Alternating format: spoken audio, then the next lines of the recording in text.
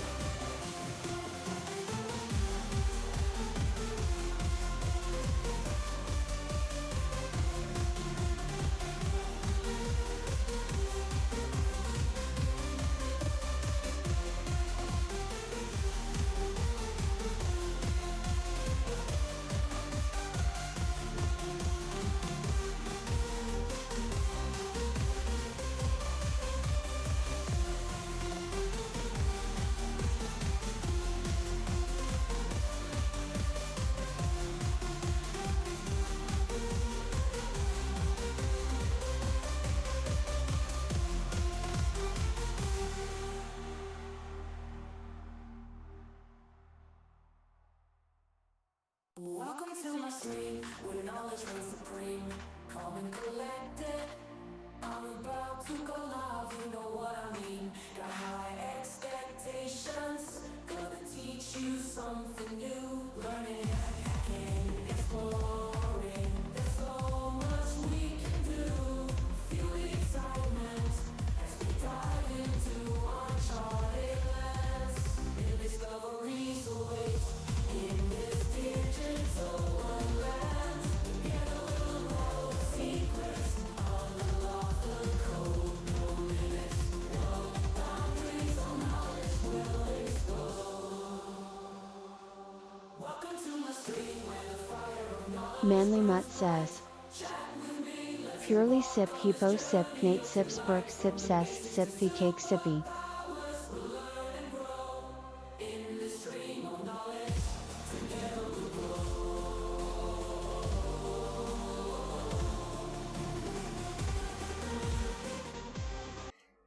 Good morning! Just out of the shower here.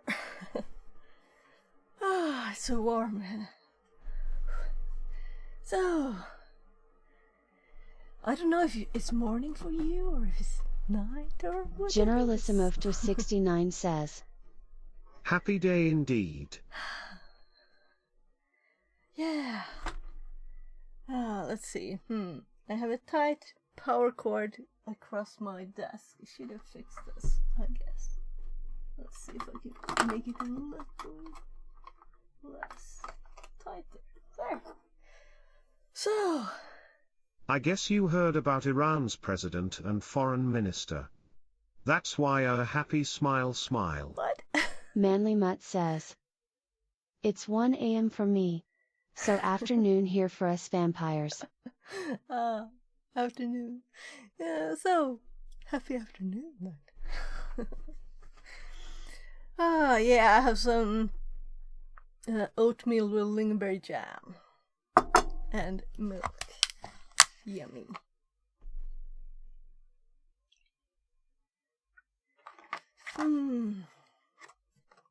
So, should I start this maybe? Right, I had my desk raised, so it's kinda high up. And also, there's headphones and a tablet in the way. We'll see if I can have a fan on, because it's... Can you hear this fan? I think you can, right? I think I'll survive. So what should we do?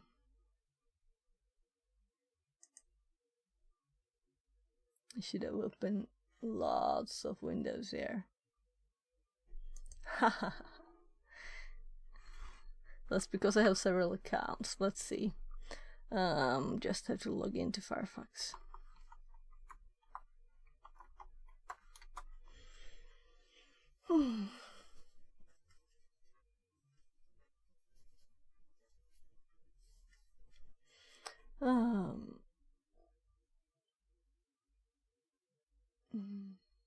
Oh, there was some screenshots someone sent. I guess that I have just a few tabs. Like these are.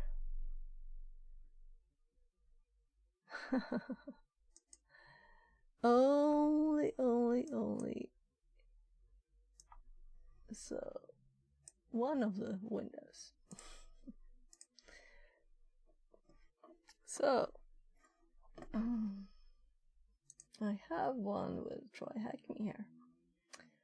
Maybe I should do this. Or maybe we should do C++. Or maybe we should do something else. What do you think? Let's set up...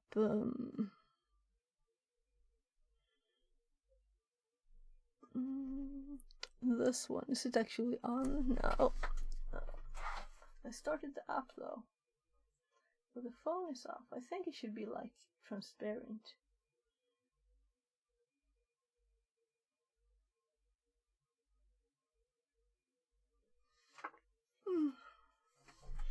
Let's see if it connects.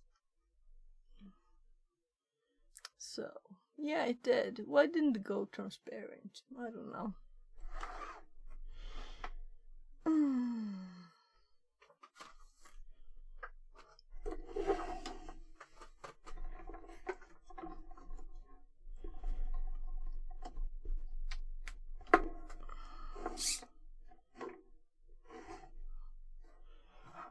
Right, and I had put these in the like trash, but I think that maybe I can use them for something anyway. So I changed my mind. I tried them as a microscope, and they weren't good at that, at least. We'll see. Oh, I'm so sweaty. And my hair is still wet. Though it's actually just been... like, what is it? My hair is drying very quickly. That's the thing. Yes, I was up at 1 a.m. too. And at 2 a.m. too. But then I had to get up at 7 still, so... I should get more sleep. So what do you think we should do? I do want to finish these paths. We could do anything, really. Help me decide. What should we do? Let's bring up the notes too.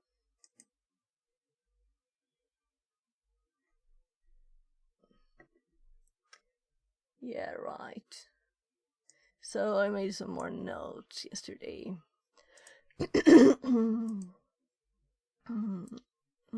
What was the new thing here? Yeah, it was Gar's version there. And we started making a start here for network stuff.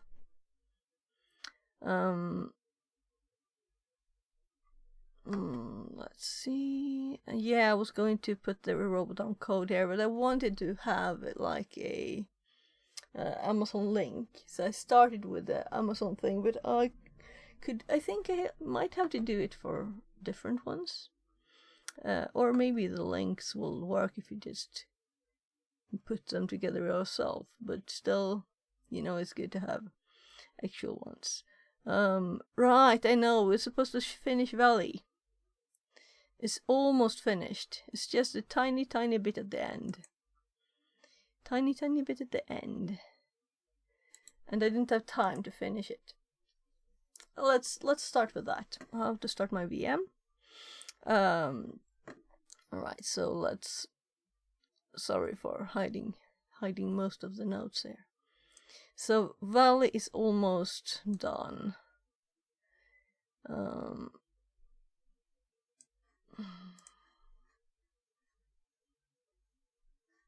Well, we could do this.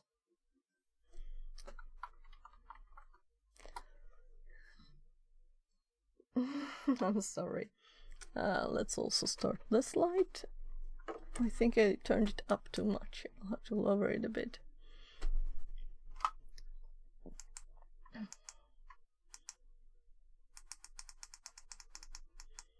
And we can also turn this off all the way. I just want to make sure that if someone redeems this is a power cord for the camera. Let's see. It's just behind the phone, underneath this. I could just have this beneath the table or somewhere else, wherever.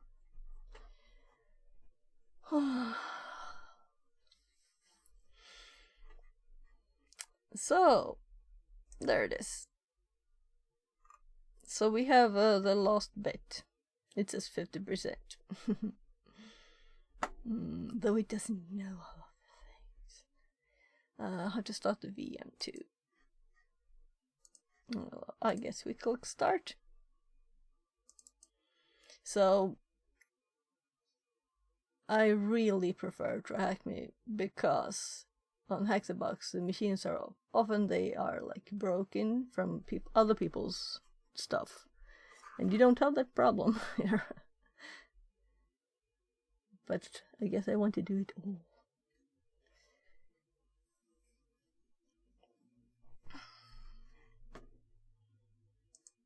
I should have dried my hair. I usually do, but it's so warm already in here. I'd guess it's about 30 at least.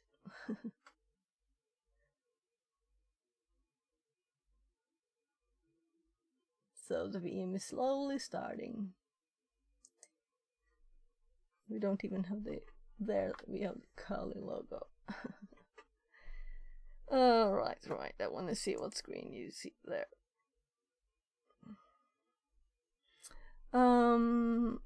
Yeah, let's continue setting up the robot in case someone wants to do this. So this is a bit high up. I can lower it a bit.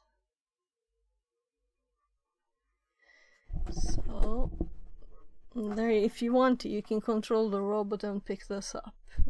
The commands are very easy. You can just use those to try and steer it to pick this up.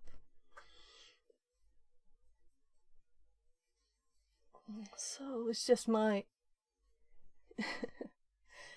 oh, my sweat merging with the shower waters.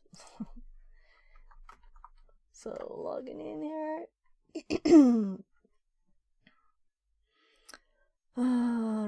Right. Password on the Kali machine.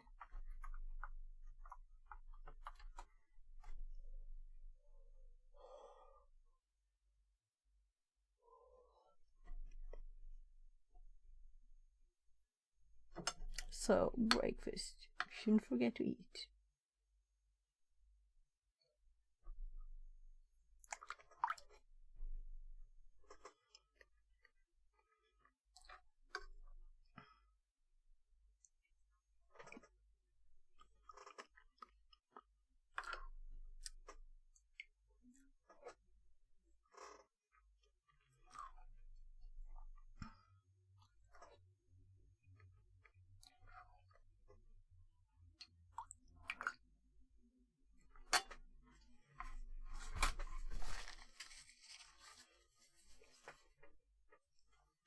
So there.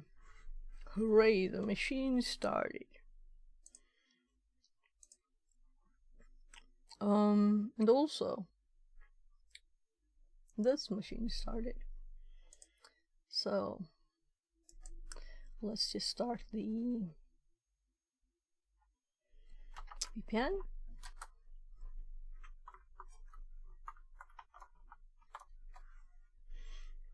And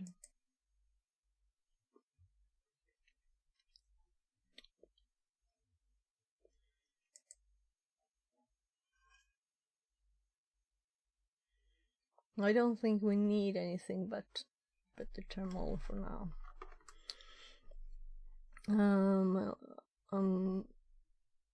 Let's get the IP.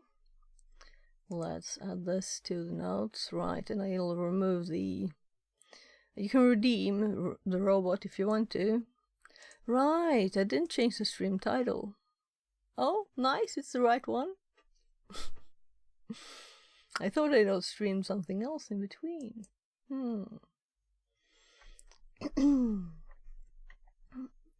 So for me at least, it sets THM Valley.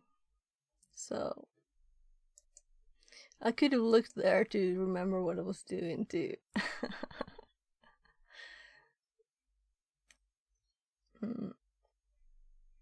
So let's add this IP.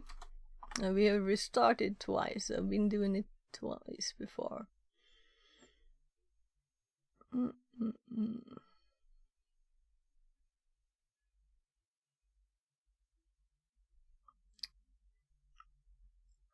And of course, sorry for spoilers here. So this is the information. I think I logged in, but I didn't do much because I had to leave.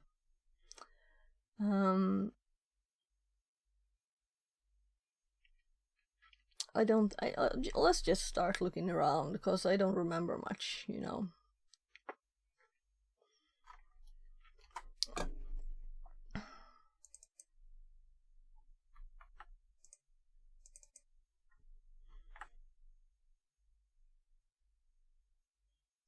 Did I use the right IP? No, that's the old one.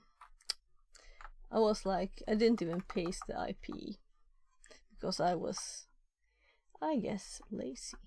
And this what is just, oh my goodness. I have to open the door.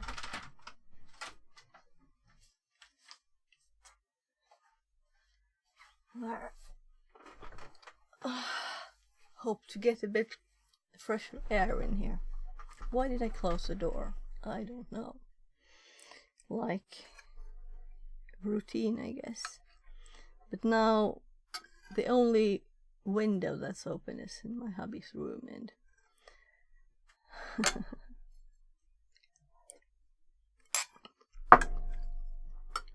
I'll have to fix a new pollen filter into the window mosquito net.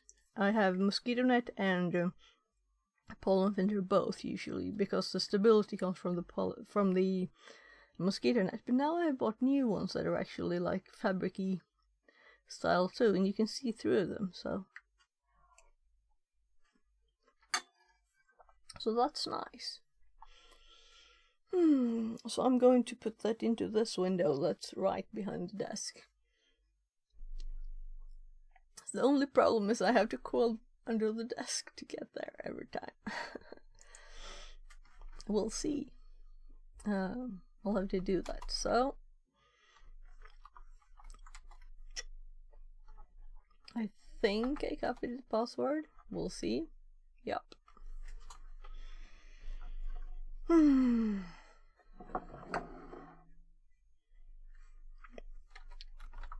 So now we're a new user. I think I looked into the directories a bit. And they were like empty, all of them. Desktop, documents, downloads, and so on. They were empty.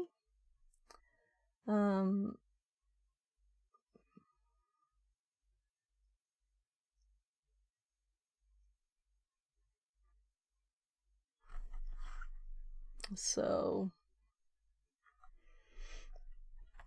I'm just curious what this file is.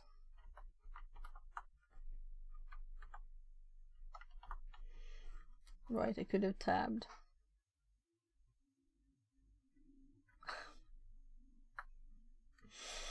Too close on the keyboard.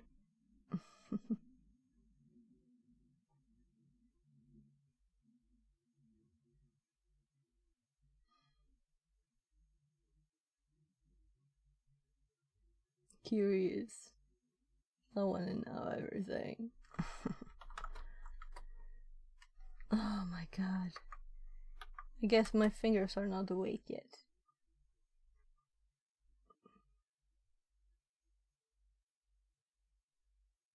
So, yeah, here's where we found that file. And we've kind of been all of these. I think we were using FTP as the CM dev, and then we were SSH, that's Valley dev.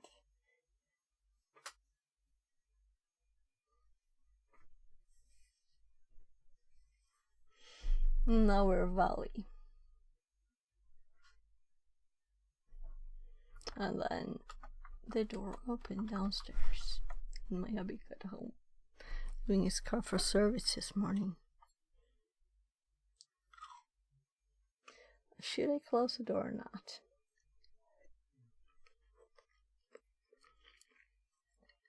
People don't want to be heard on stream, you know.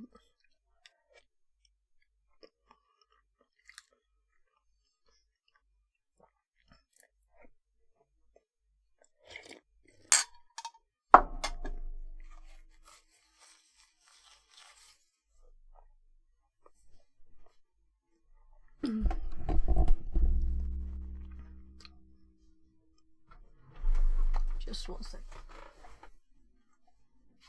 Andreas, jag streamar lite, men jag har dörren öppen för att få in lite luft i alla fall. Så.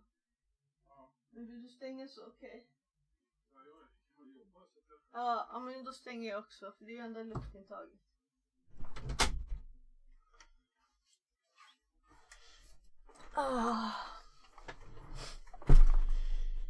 Oh, he wanted to close his door. I understand he was going to work from home today. So I did it too, because the only air comes from there anyway.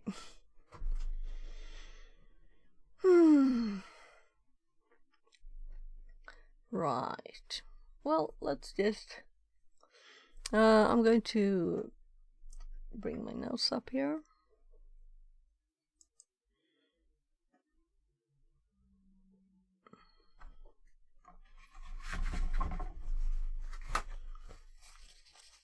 There's these hard shells, you know, in the oatmeal. Well, in this oatmeal at least.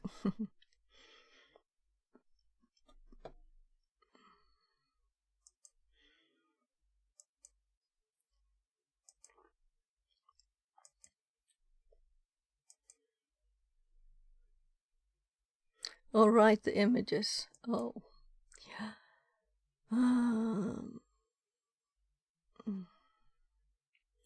Yeah. So, what word list do you use? What are your favorites? Because apparently, I tried Ferox Buster here too, and it was not found as. Maybe I should have it in the notes.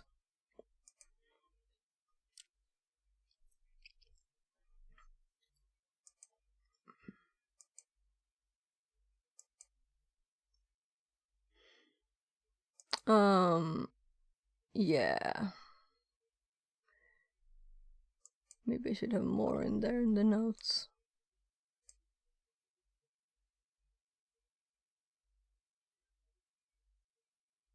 Alright, so here it's kind of what I was thinking. I didn't do much. We just went up that directory. And that's all we did. We looked at one file. It was not much. So I guess that's why it's easy. But I learned a few new tools because I asked ChatGPT for better tools to look into executables. And I'm actually going to look at the other ones too. But this one was good. Also the -a was not necessary. I tested yesterday. And it worked just as well without the A. A seems to be like do all the things, and we got the same number of lines. It was like 2,000 lines.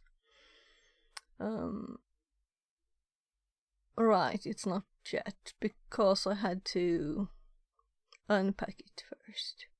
And then the second time, that's when we got 2,000 lines, but it didn't matter because the first ones were the interesting bit.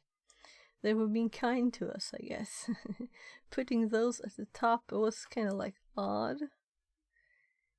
I tried opening it Ghidra too, and it just got these error messages. Let's see, is it up here?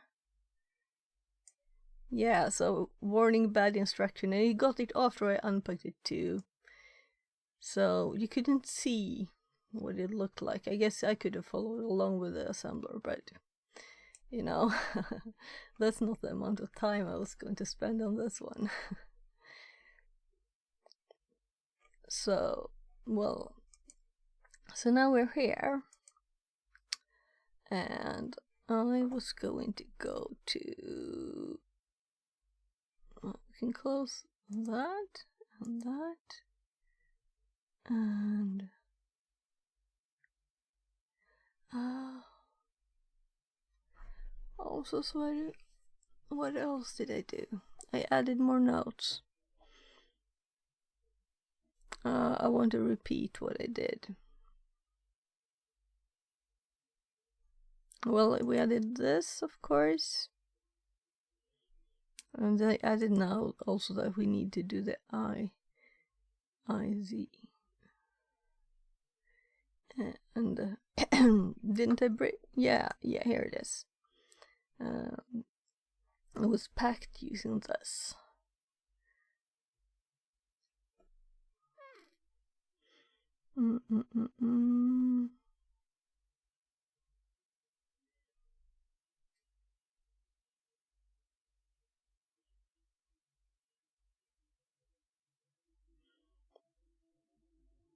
This is where we're going, but I'm thinking, did I not have any other notes that were new? I think so.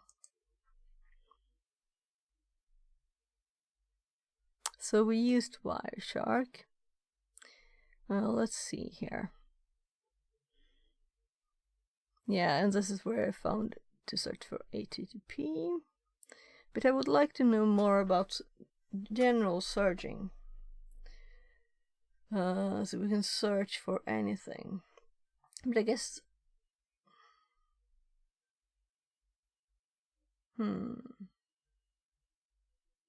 I think this is from a room originally, like TryHackMe learning room. Yeah, right, we added these recently too. So I'm sorry for being slow. And we also have this one to finish, and it's not at all as far along.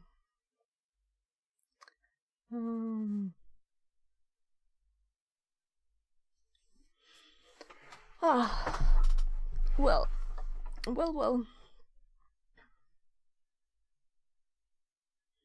I think we looked at cron tab too before, and the file, we didn't have any access to it, right? But do we have more now? We could look at that, of course.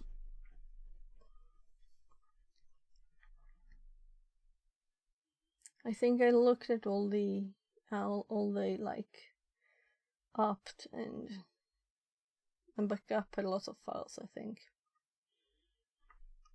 Ooh. I should have saved more to the notes, but I think I had to. I think it actually might have crashed. It might have. It was just hot, so I wanted to close my computer down.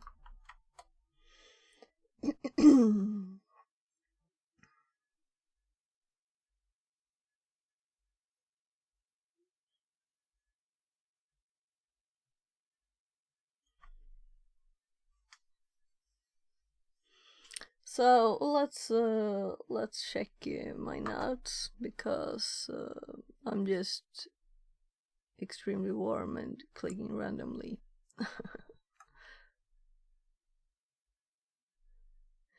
I could go outside.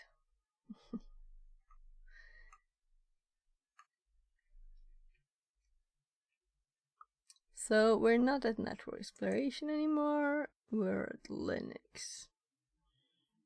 And why do I have an untitled there? Let's delete that. I guess I made a file in the wrong place.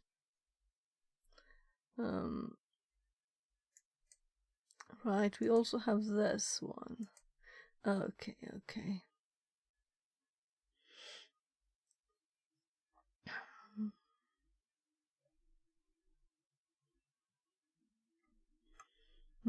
I should just spend the stream reading all my notes, right? Repeating everything. So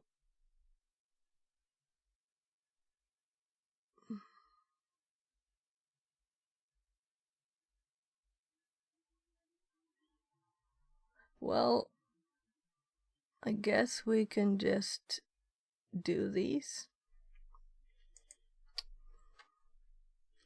I usually just skip them.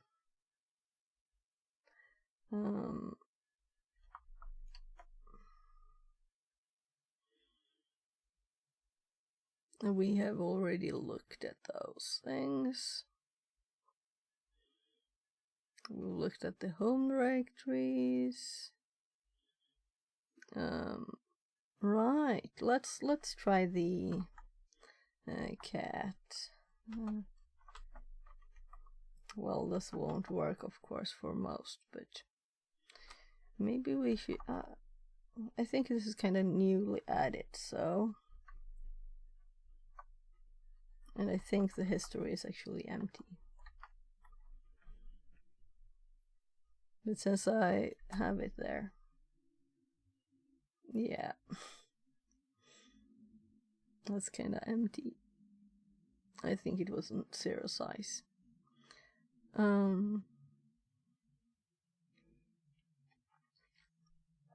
So, are there config files? We looked at opt varbacaps. Yeah, and I changed here from check to just LSLA. I can just do that too. I don't have to go into all the directories. And that's when I was thinking it can stay checks. Oh, their email. I'm feeling if it would be able to in this box, I would go crazy. Well, I guess we should look. So, no, where am I typing? That's funny, because I typed the C before I clicked. I was still in the buffer though, I guess.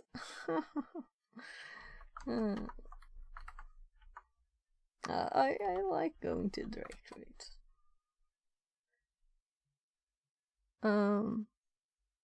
No, that was not where I was going actually, but now I'm curious.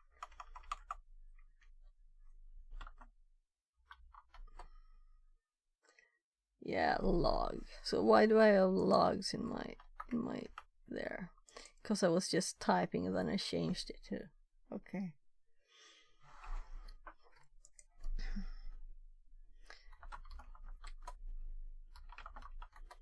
So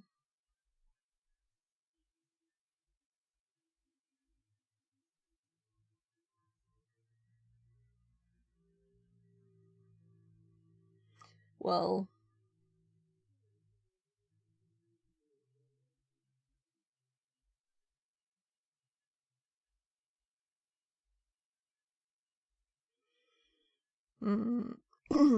I was actually going to our mail, right?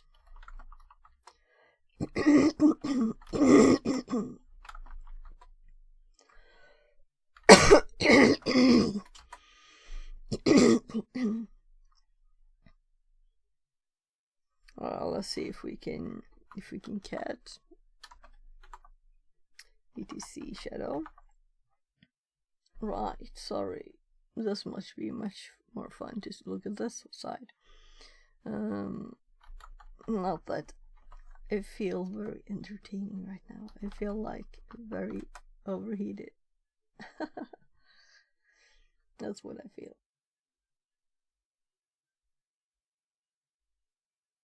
So, I was going to type cat. My fingers always like to do LSLA. I can ask them, but I don't know if I'll get a reply.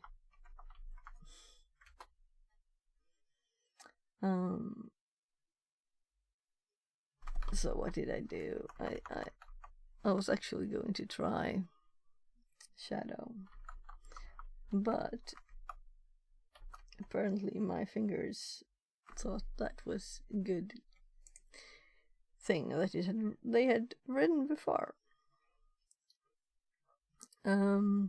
Just making sure we couldn't read it there. You know, the kinds of passwords we have.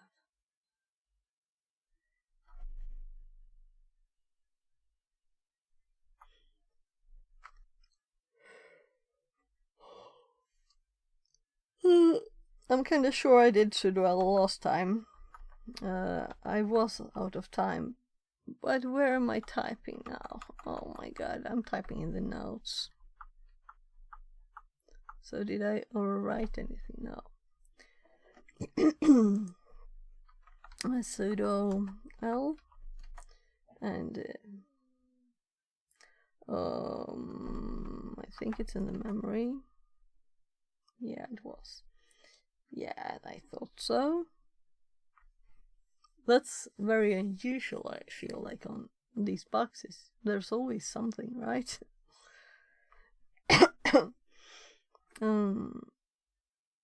Yeah. So I'm going through these. Let's check for suede, and this is actually doing both, so we don't have to do both under there. But in case I'm like overwhelmed by a million things, it's nice, you know, to Z.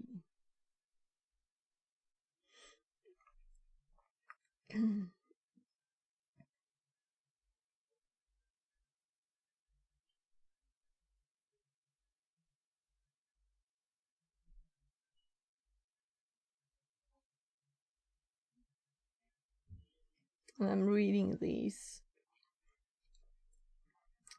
Part of it is to get familiar with which ones, you know, are usually there.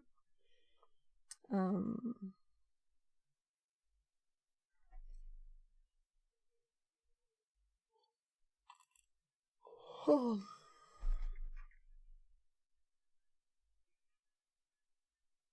And they are mixed, you know, like this.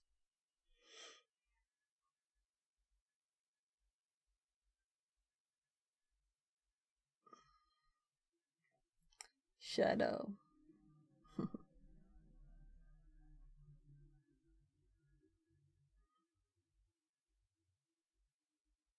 I never noticed that before. But that's because this command is kind of new. It's nice to have the full listing here. I don't know if you noticed, but we have exec LSL in here.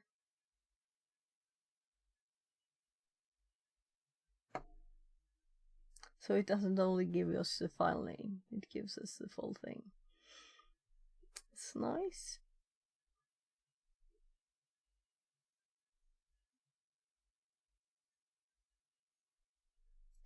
Though it's nothing like hopping out. So the next one, I don't really know. Should I have this in my notes? Should I have this one? Well, I guess we'll run it now, because isn't this like something that's used to be used to be more interesting, right? Maybe I'm just not remembering it correctly. I'll have to look it up, actually. So, what is the usefulness of finding sticky bits directories? So,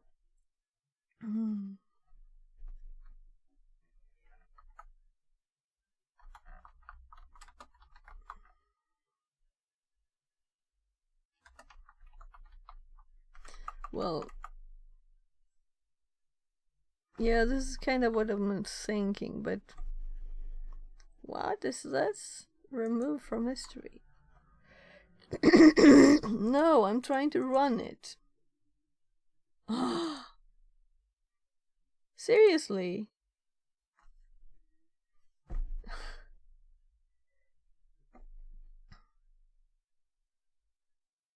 Yeah, I guess I have checked this before. Don Marks says, Hello. hello, what are you doing? Translated from Spanish. I am looking at finishing this box that's called Valley on TryHackMe. And I have an account that I can log in with SSH. That appears to be better than a previous account we had on SSH. So I'm going through currently my notes on what to do when we're in Linux, and I didn't try find anything at once. And I also have to find this command. I think I have it in one of videos I've saved. So good morning or good night or whatever. Someone said this 1 a.m. where they are. So, and also we have the robot redeem here. Still, if you want to play with a robot, you can just do it. It's here waiting with my breakfast also. I'll remove my breakfast and I'll just finish it first. Yeah, let's continue. So I was googling again, apparently.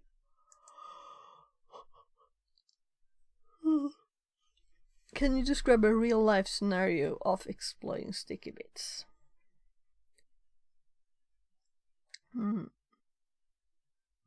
What do you mean? You're looking for uses of sticky bits on files. Security risk in enabling them?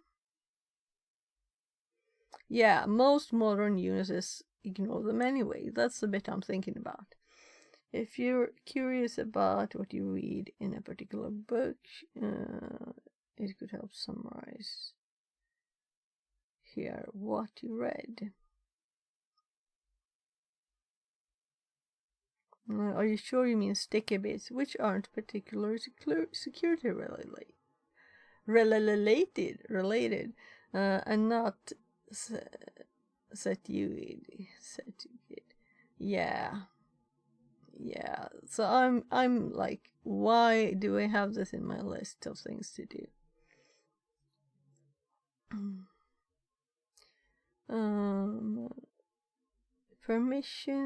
If permissions allow user to write the file, we'll create an instance of Lua running as root.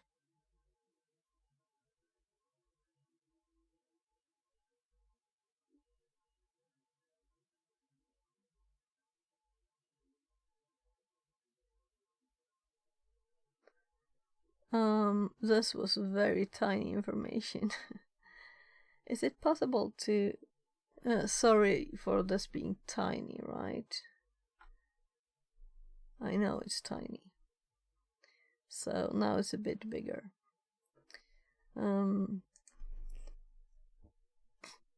CP, you're serving Lua, you're serving crontab.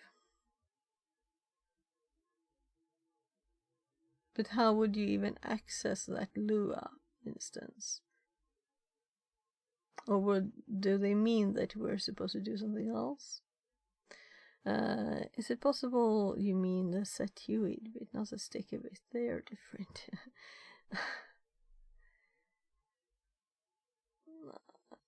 No, since I never take anything for granted, I just tried this out on a RH5 box. It worked exactly as I expected. Yes, I was referring to the set UID bit. Because I'm curious about the sticky bit, because I've had information telling me to do this, you know? But I don't really see why I should do it. And that's why I'm curious.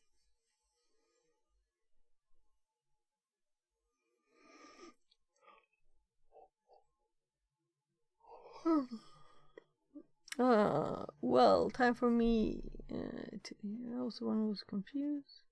Apologies. Turns out that this is OS dependent. C2 OSs are required to clear the setUID bits anytime a file is written, but Linux does not clear set UID bits when the files are written. If the file is written by root, that said, if the attacker gets access to the root account, then there are a million ways for the attacker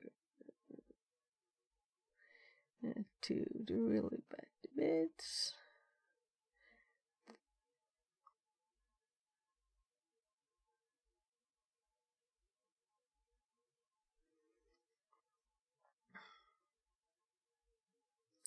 The restricted delegation flag or sticky bit is a single bit whose interpretation depends on a file type. For dictionaries, directories, my god. For directories, what am I reading? Apparently not the right thing. It prevents unprivileged users from removing or renaming a file in the directory unless they own the file or the directory. Right, this is called the restricted deletion flag for the directory, and is commonly found in world writable directories like temp. Yeah. For regular files on some older systems, the bit saves the program's text image on the swap device, so it will load more quickly to run. Yeah, so it's called the restricted delegation flag for a directory, and these were the ones we found. So I was just curious, why did I even have this in my list? If anyone has any answer to that, I'd be grateful.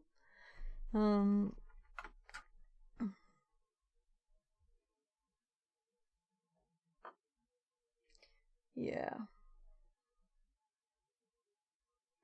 It's just really just about understanding why that permissions exist on the TMP directory and possibly others. It prevents users from deleting the files of others in the directory.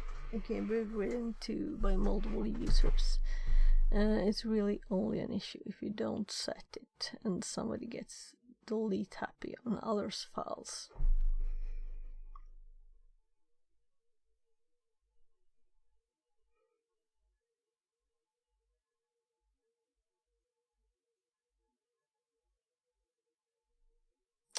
Right, so we can, this is the security thing.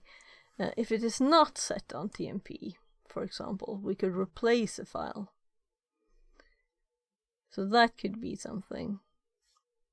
So I'm thinking, I did search this before.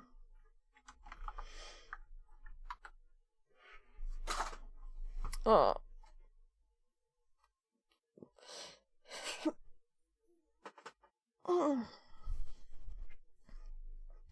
And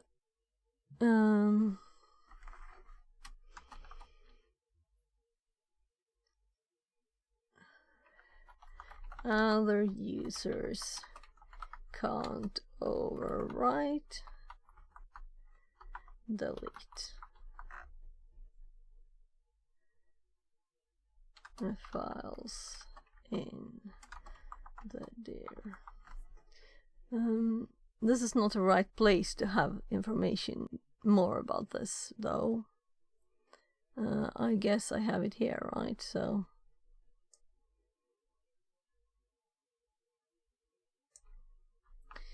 sticky bit. Sticky bit is a permission bit that only permits the owner and the root user of the file directory to modify, rename, or delete it.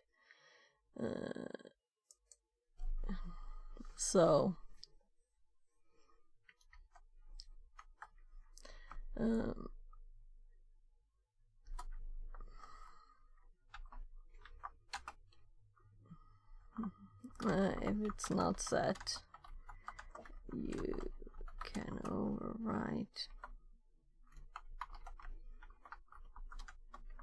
other John Rosemary users' says, files. Good morning to hack. Good morning. Yeah. So I wasn't feeling I had a total grip on this. I wanted to.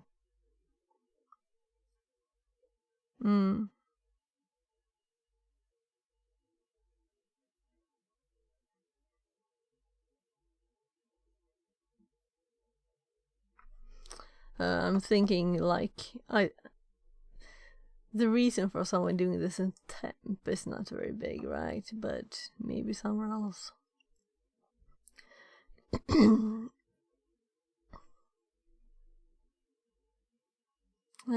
Even though the OP realizes that they confuse this, I want a real life scenario for a missing sticky bit in a directory. Yeah, thank you. That's what I want to. If you use an old style text mail program like Mutt and start compose mail, the following happens roughly. Creates a temporary file in var temp. Mutt starts your text editor with the name of the temporary directory, pauses, you compose your text and save it. Create the text editor, reads the contents of temporary files and sends it. Deletes the temporary file.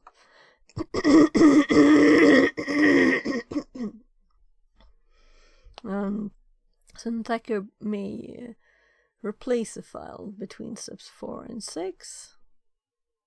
So after you save it, but before it's actually sent. The reason is that the directory for temporary file has to be world writable to be usable for all users. The stack works even if the file itself is access mode, because it's only the user, because having the right to create, replace, or delete files depends on the right permission bits on the directory. A sticky bit prevents an attacker from deleting or replacing a file of another user, even if the attacker. So this is why we're looking. Meaning what we really are looking for is for this not to be set. Right, on temp or something else. Because that would be odd. I'm sorry, it's allergies. So I should finish my breakfast, might help to eat some.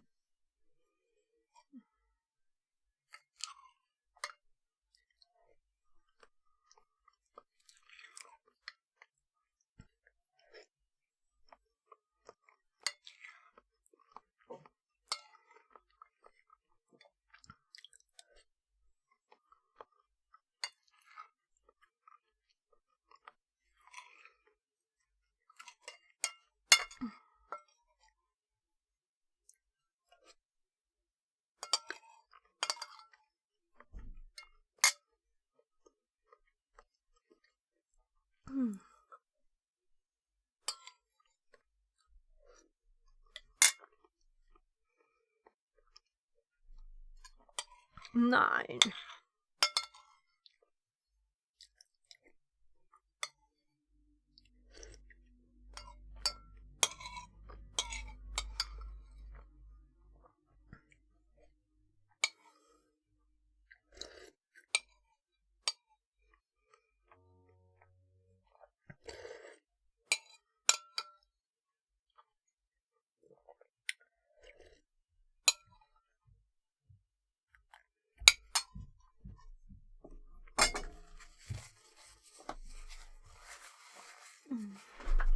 So I think I'll just go downstairs with my milk because it's kind of getting warm too. I'll just put the robot up for a sec and I'll be right back. I'll just get the food downstairs.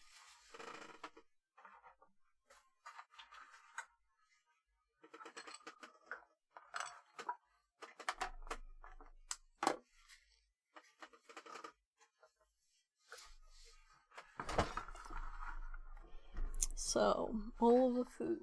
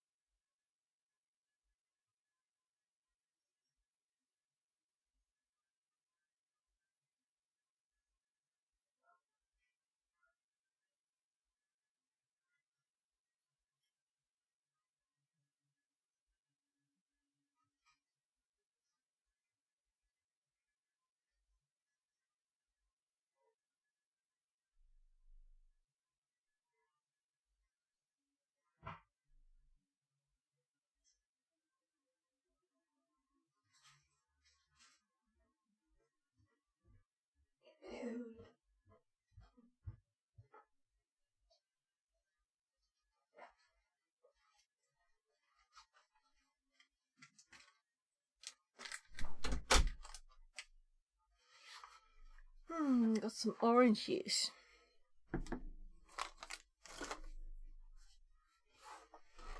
There. So, my hair is finally dry.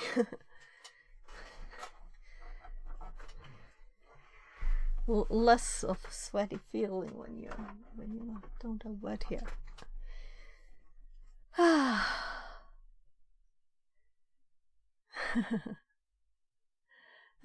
Oh. Yeah, so you don't have to type open. Open is the explanation of what it does, you know?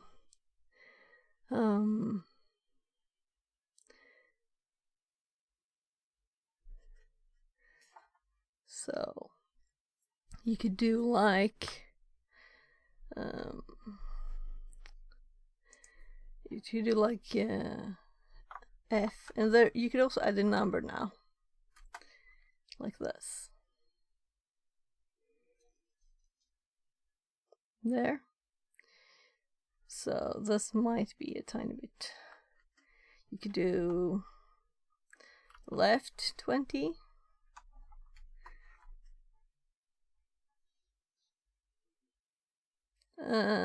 Great. And it's still not lined up here. Yeah, so now it's past it. It's hard to see, I know. It should be like 2 cameras, right?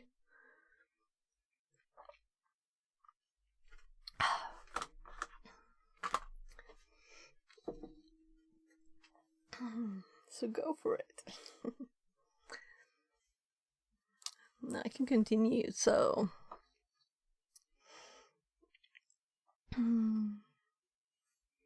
I can give you the angle. This is the angle. It's on top here. And it was kind of lined up. Now it's going past a bit. I can do this so you can see.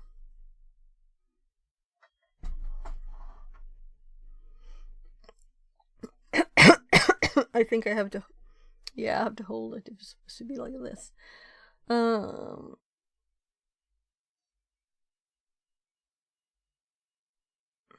So,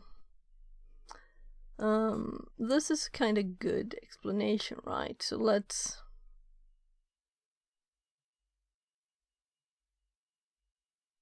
I want to give a real life scenario.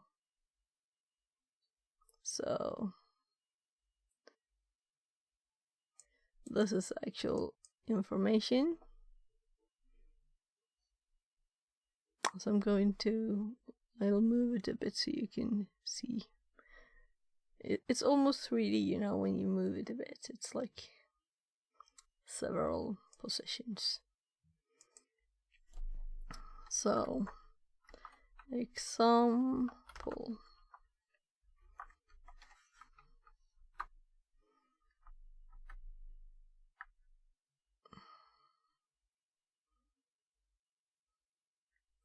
And this is from, I'm going to since I didn't write this, you know. There.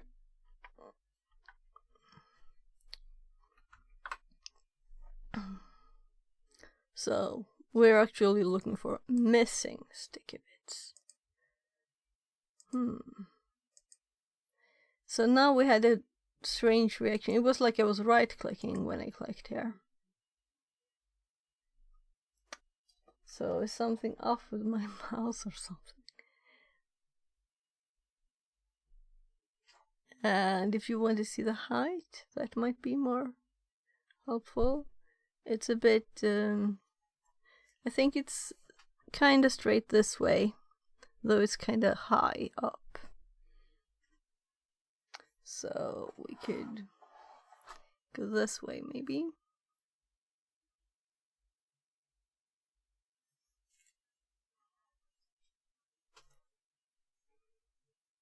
I think that's how far it goes. No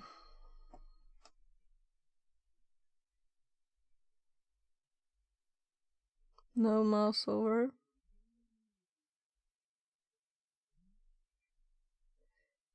This is suet. Sticky bit.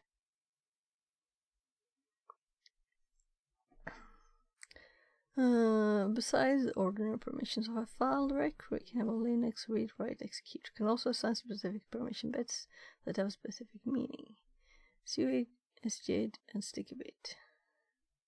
And my brain said suet, because I think people say that's right. But it's SJ. Suet, SJ, whatever. The first two are going to be covered in, yeah. So I know the other two. What I'm curious about is how could we possibly use a sticky bit? Have you ever asked yourself, what if T? You're almost there. You're almost there.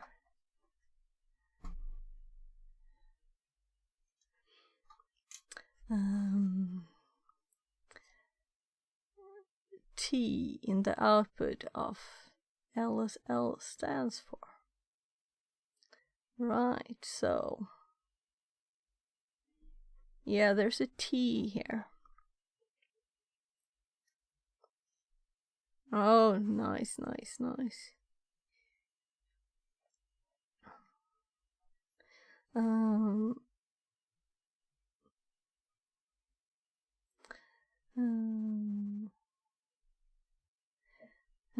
As you can see in the screenshot taken from copy sh, you can see everyone can read write to TMP, but in the place of execute there is a T, not an X.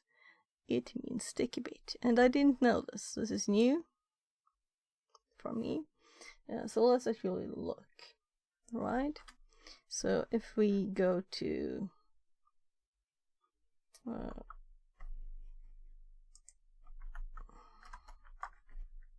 all right, sorry, I'll keep you there so you can continue with the robot. You're almost done. I'm just going to LSLA this directory and confirm that we have the same T on TMP. Yes, it is. So the TMP directory for us looks just like the one here.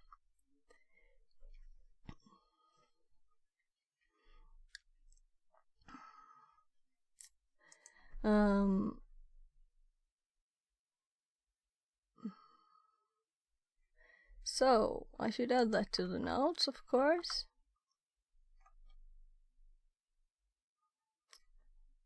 And this is like the first thing, because this is the base. And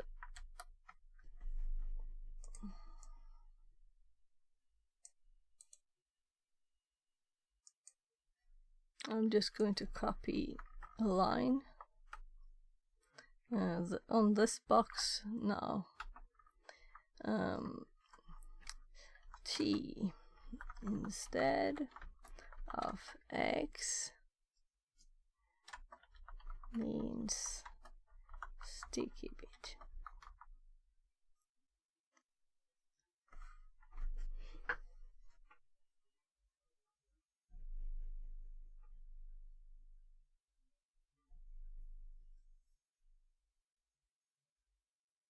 Right, I should decrease the amount of debug information, right?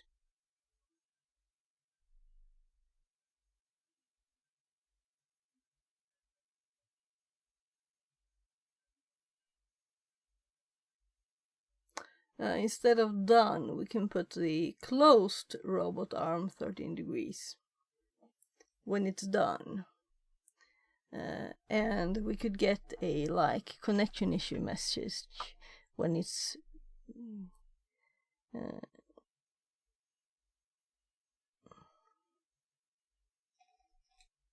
oh, there you have it.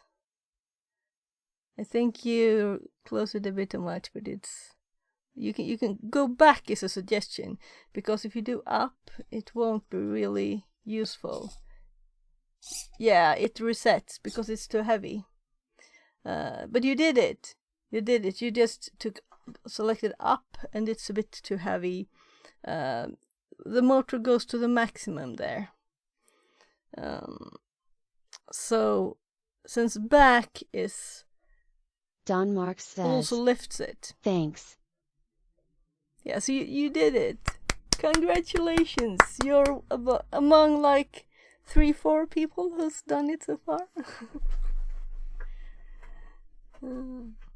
So applause. I'll turn it off for a bit then, okay? You can just redeem it if you want to try again. And I'll have to make this more automated, so I have a button for it, and it can work on both screens, you know? Maybe after we're done with this one, we can do that.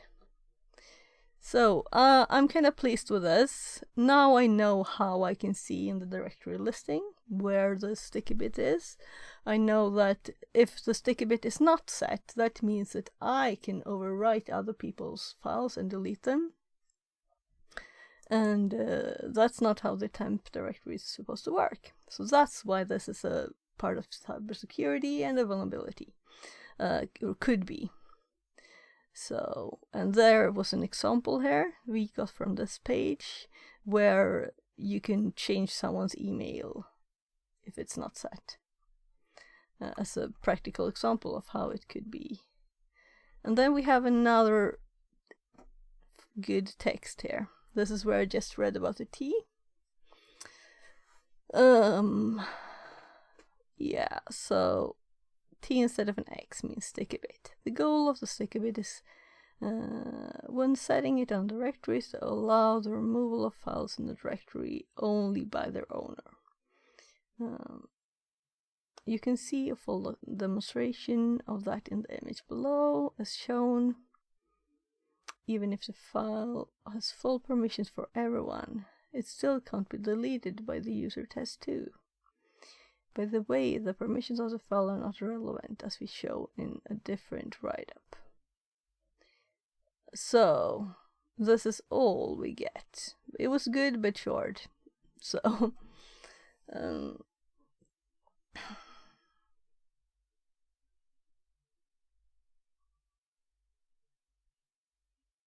so even though we have RWX, read, write, execute on this file, we can delete it.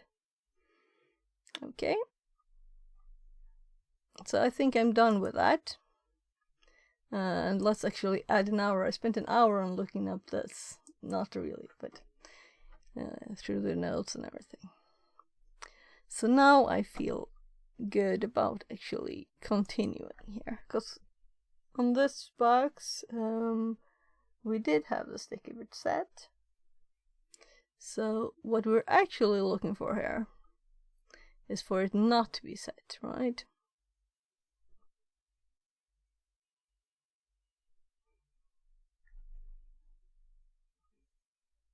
Find missing sticky bit. Well, not. Find sticky bit directory.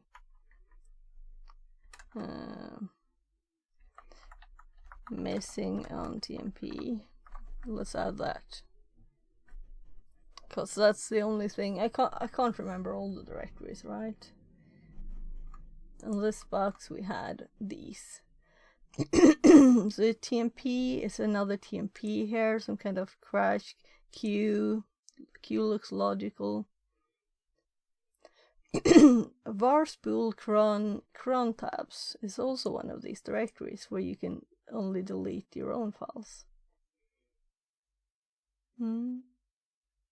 I have no clue what these are.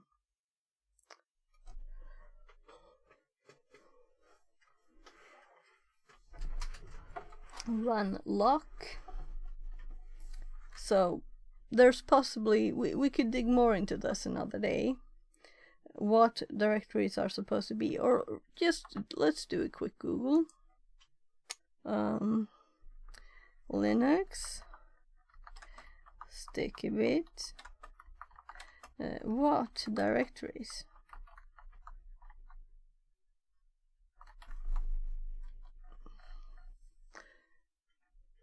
Set on the TMP. Yeah, Wikipedia. That's a nice source.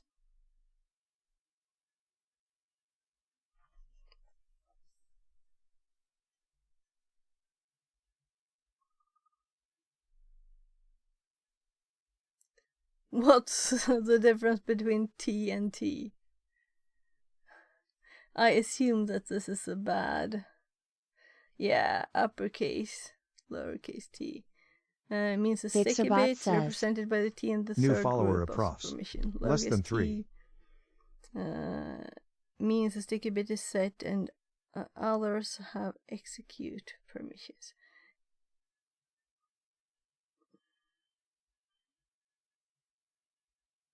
Yeah.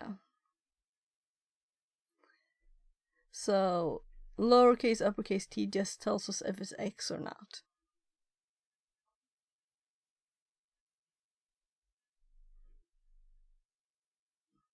Welcome in. E-profs. Welcome in.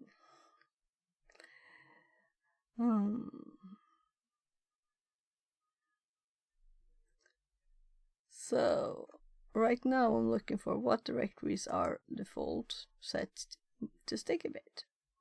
Right? I want a list of them. For Linux, that's why I searched for Linux.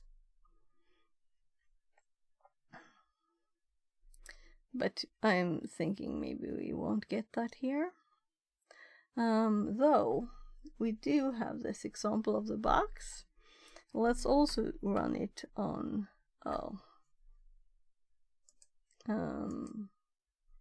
I Control-Shift-T in my browser instead of here.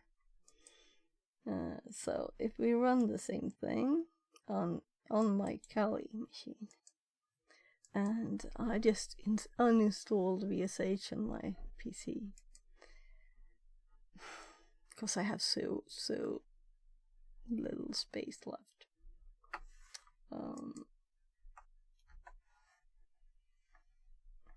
So how does it look like on Kali?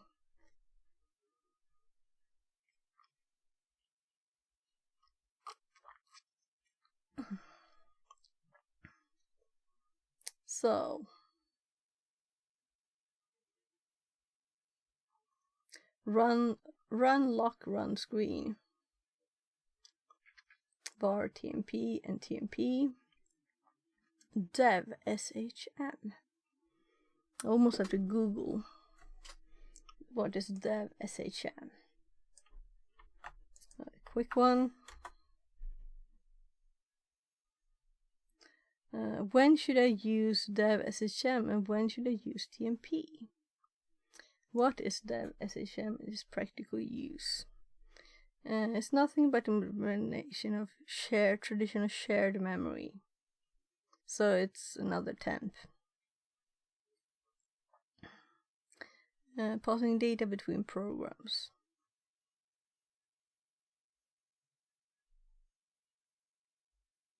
Also known as tempfs, which is a common name for a temporary file store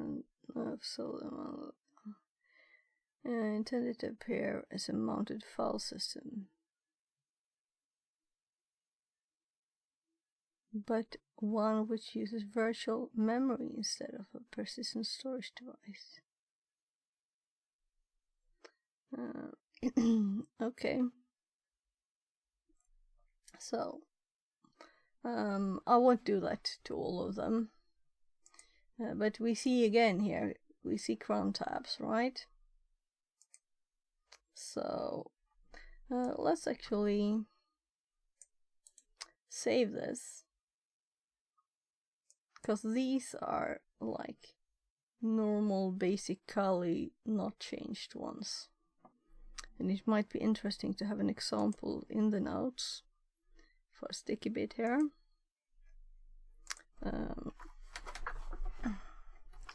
Example output of the command we have above there.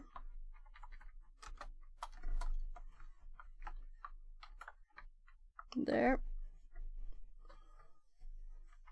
So my Kali, very we can just do Kali. Let's do Kali full in case there's a different, right? Let's look at this one too.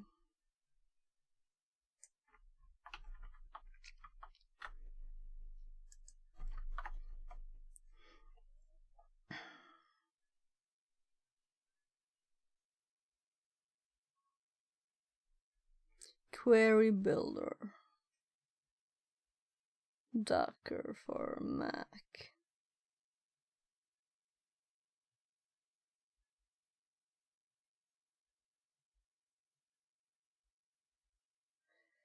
It's suitable for using create and remove directories in the usual way.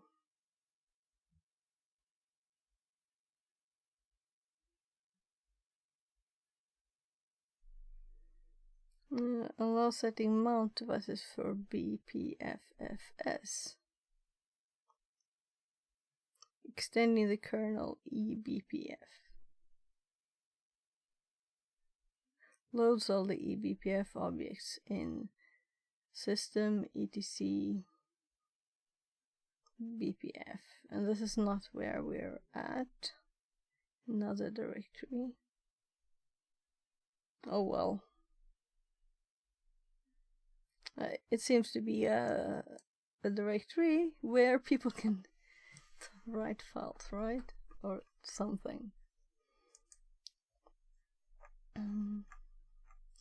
I could read this later, but I won't bore you with it.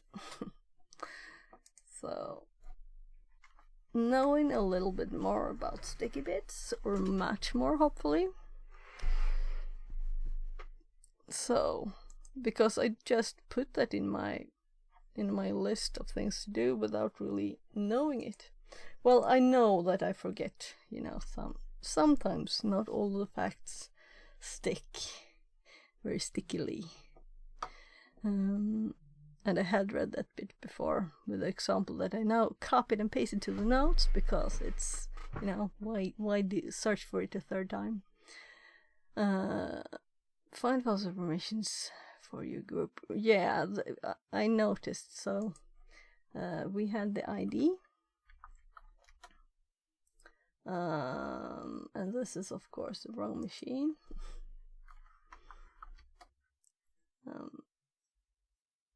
So when we did ID, we don't only have the Valley one.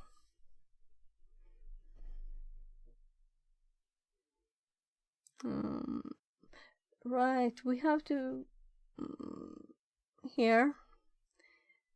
I have to, if anyone knows what this is supposed to be, because I'm assuming it's supposed to be like type whatever is a directory thingy.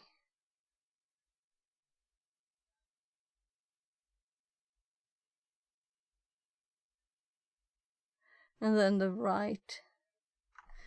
So is it type like D for directory or something?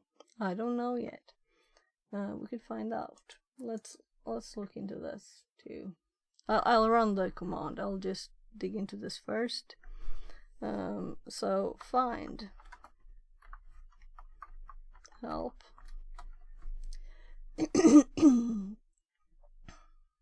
And I'm not sure I have ever done that. So I'm going to make a note actually for find. And I'm going to well, let's keep it to 3. And the help, let's copy it. It's not yet. It's not very, very long.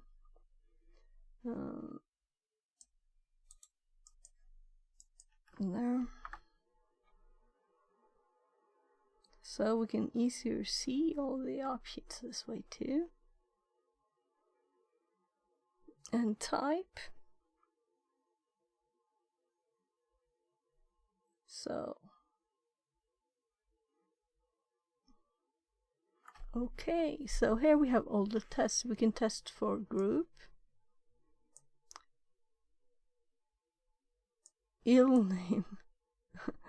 Sounds like file name with the first bit cut. So we would need more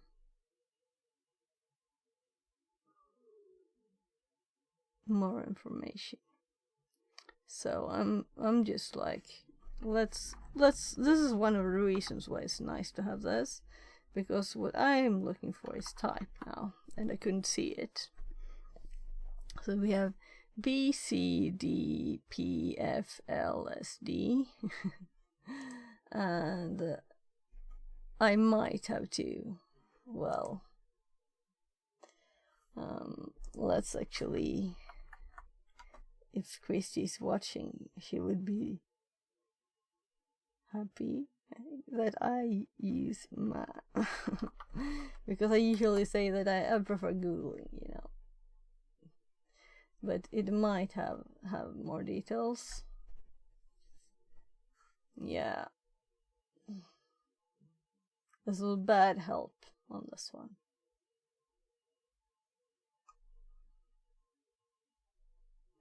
So I'm looking for type. ST type. No?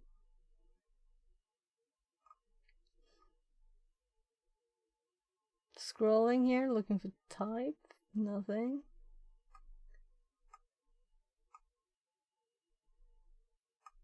How do you search in this? Apparently, this doesn't help either. Google is the thing then.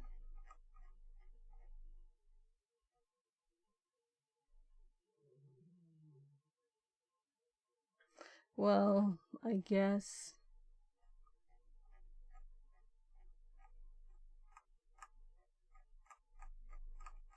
just scrolling up a bit.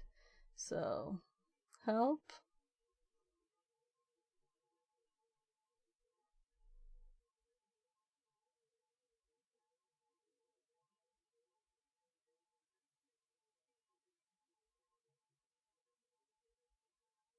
Here, searching.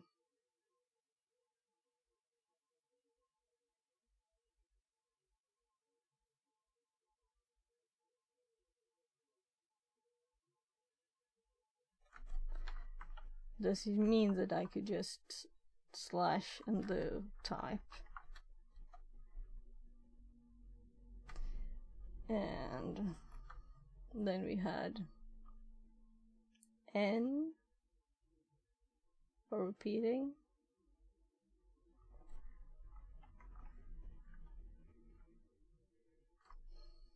I can see several type in there.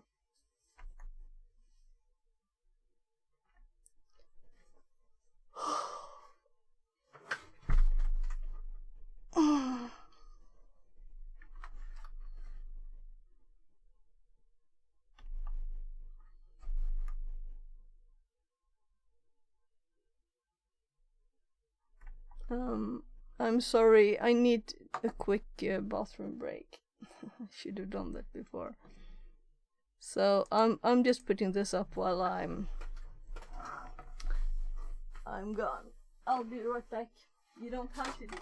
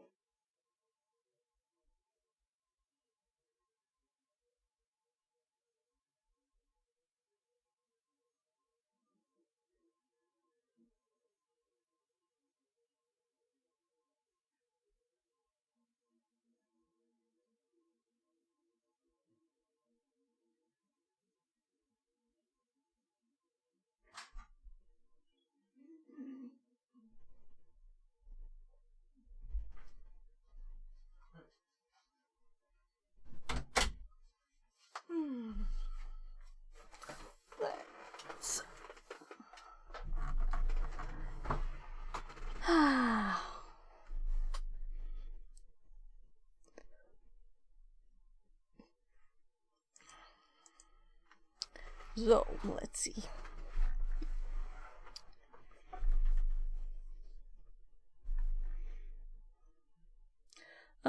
I'm done with this. I don't know if you saw me searching here. Maybe yeah, right? I think so. So the man was even more useless, actually.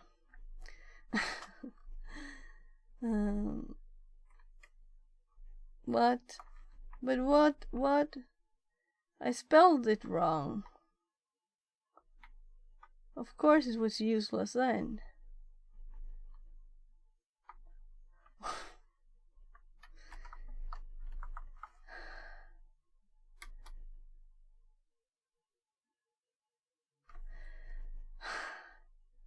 If I type something totally different than what I wanted, then, well, I won't get much useful results.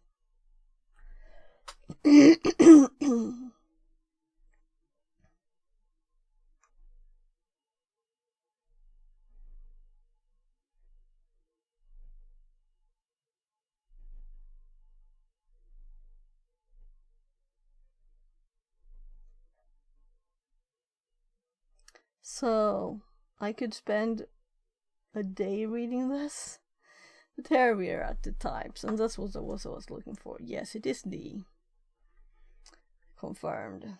But I guess I'll have to look at this.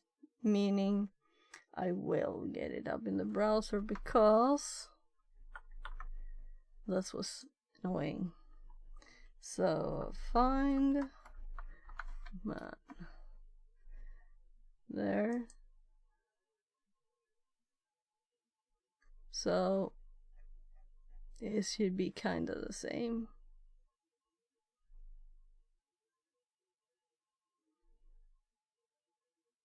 Though without me having to be stuck in here with their limited scrolling and everything.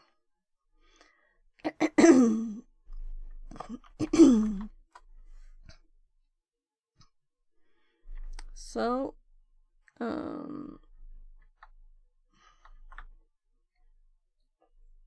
let's actually go back to where we were. We can do that. So I'll fix this one later. We were about to do this one since we did have a group.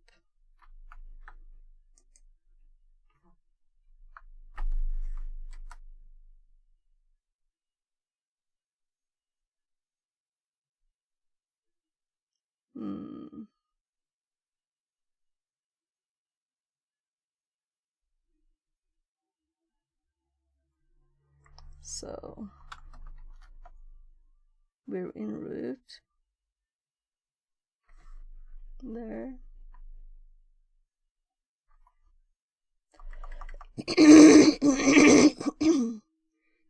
Oh, I'm stupid.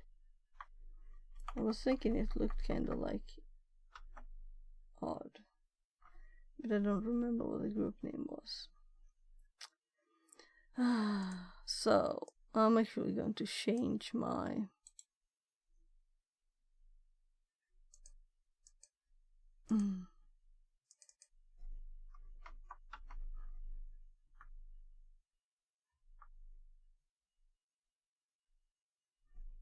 I've changed the notes so this one sticks out a bit there.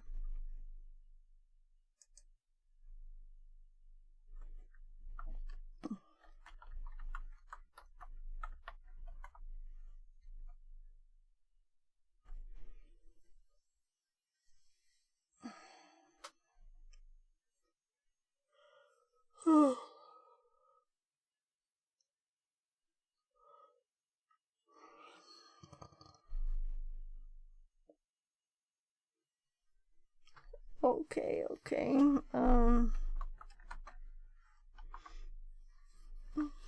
Sorry. I'm a bit tired. So this is extremely odd.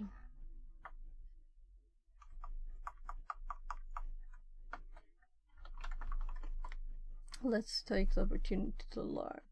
USR lib directory. I'm assuming libraries.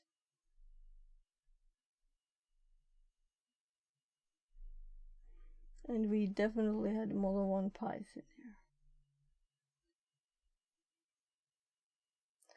For some reason, this one has Valley admin.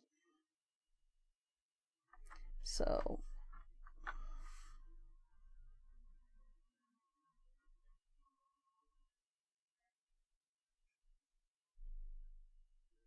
oh,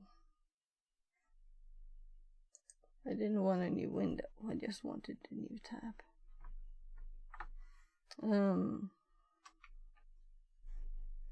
So let's take the opportunity to learn again. So I'm going to USR lib, and let's look in this place here. So I too have several Python versions, though mine are just a bit newer. And it's definitely root that's the owner of all of these. So this is an odd one out.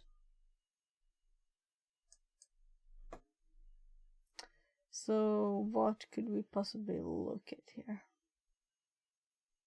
Well, I guess we'll look at Python.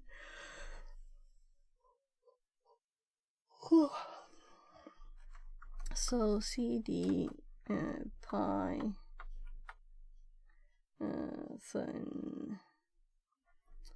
3.8. Not Richie says. What was in web link?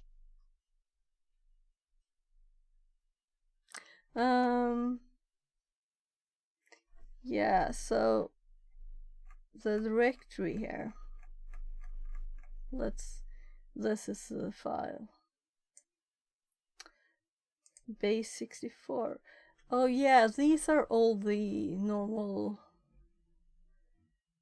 So if you add stuff, will it end up in the same place? I'm like thinking, taking the opportunity to learn from everything.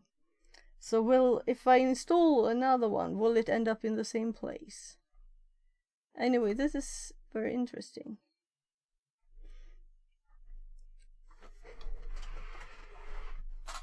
Oh. So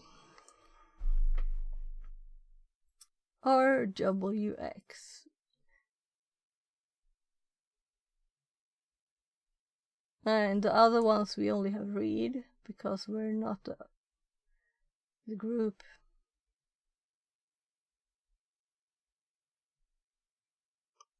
So this must be very odd. So if we go here and go into Python, let's do 3.12 then or something.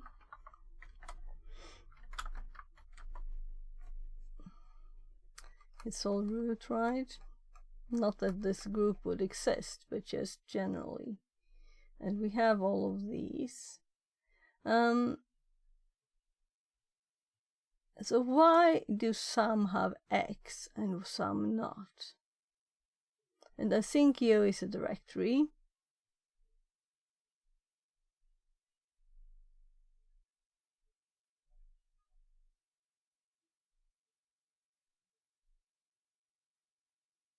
So let's just cd JSON just to see what it looks like in one of the directories.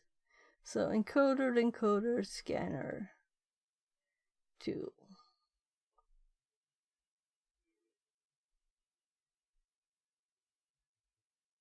But still, so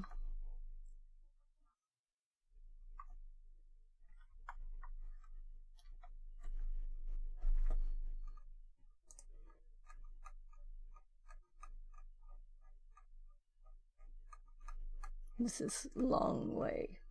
Sorry.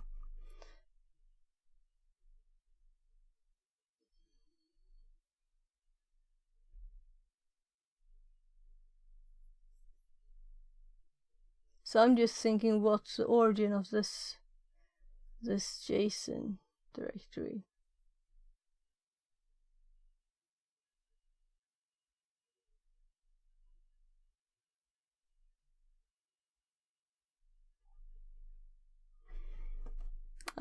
Let's go back to the actual thing, right? So we can edit the include file. And we have a Python file in cron tab. But does it use this one?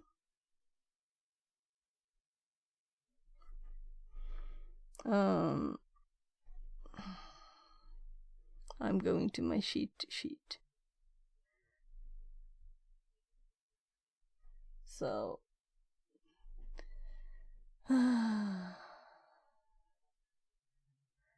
didn't I have it here? We already did it, I know, but it was...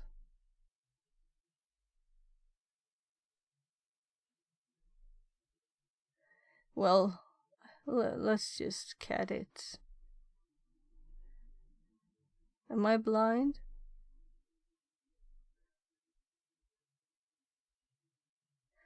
I must be blind, because I can't see it.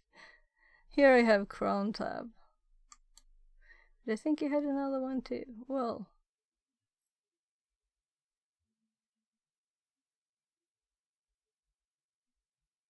So this is... I think I had this one. And this is a user and system. Let's just... I made actually a script for these, a Python script to list them all. That was the first Python script I made.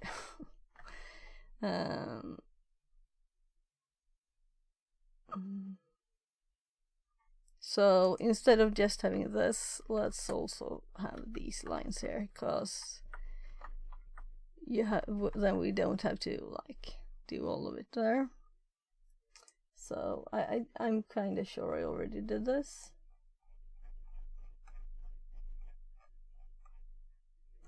Yeah, so if we do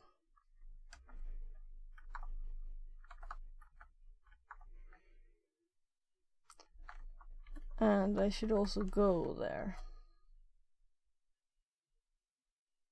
So cat photos script photos. It only uses base64. So this is what we were supposed to do. So we can't edit this one, but we can edit the include.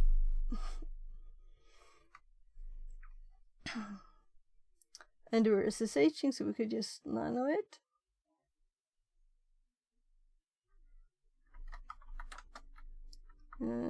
Base. Oh, one character too much. Okay. So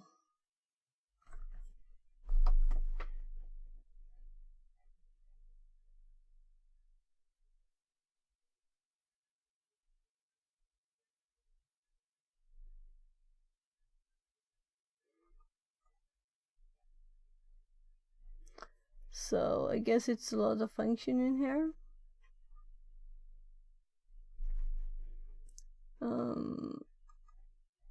Well, I guess we can just type outside of it all. Let's just make sure we're not in some kind of if or anything. Like this.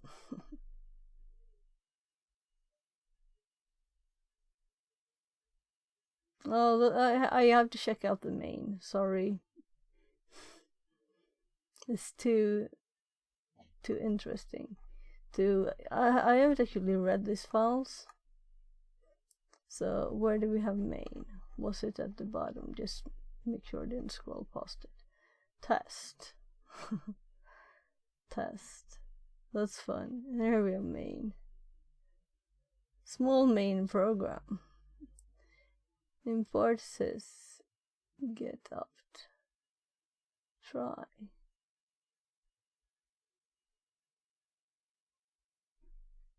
Doubt. What? Get up, get up. I mean, I can learn things from this code, right?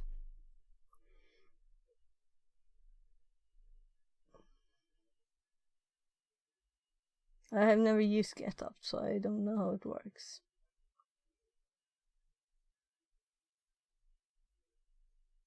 Usage S. D. Decode. U. Right, I've definitely used this. Okay, I get it.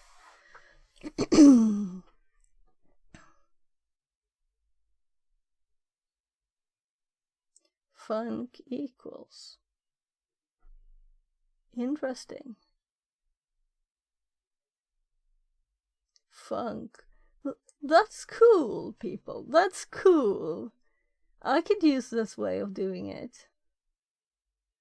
And just have the call afterwards. That's nice knowledge. And they just go through all of them? T test return. And then they run the test one. Nice. Nice, nice, nice. I should read more of the library code. Func equals encode, and then we just run it. Isn't this cool? Anyway, we're not going to run it. We could even do an else here. Let's do this.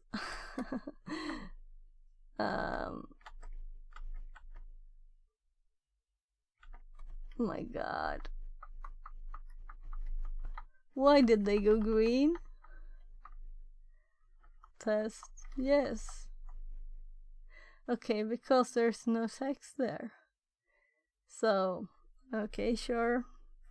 Oh my.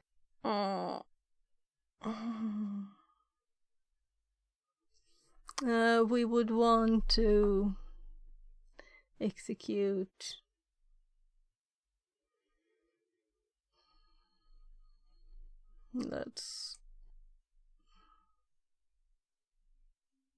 sorry.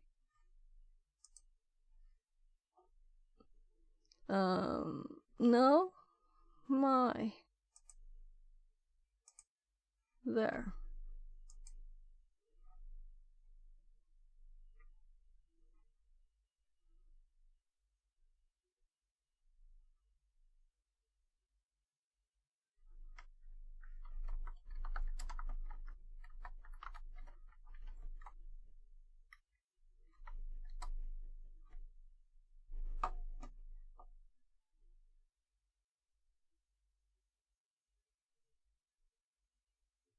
No.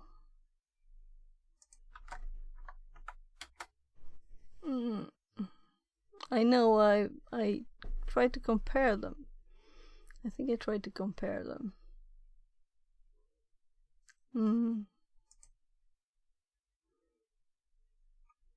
But the details, you know.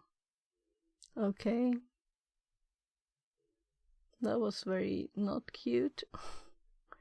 I don't like animations. So no, we just want the code. Give me the code. Yeah, but this is interesting. Offers convenient modules to interact with operations. US platform subprocess. Shutels Glob says. You'll see how to execute shell commands using Python. OS and subprocess. And OS is much quicker to type, right? And easier to remember.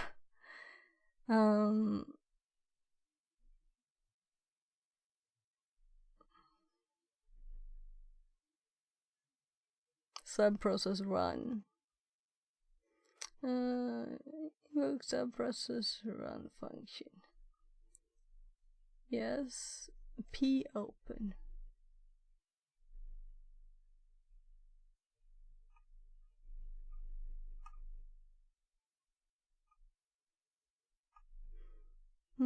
I guess we could do that. But where did the OS go?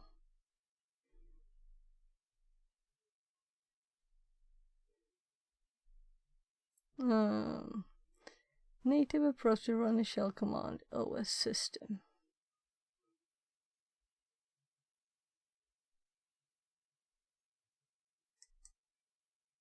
Yeah, I used OS path a lot recently.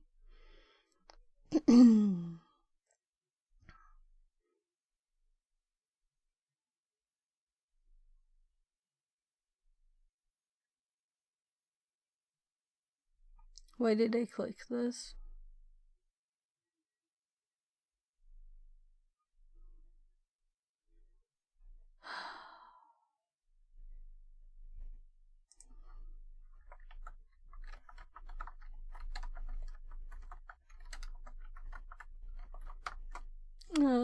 I guess I could have just yeah, it's just the command in there.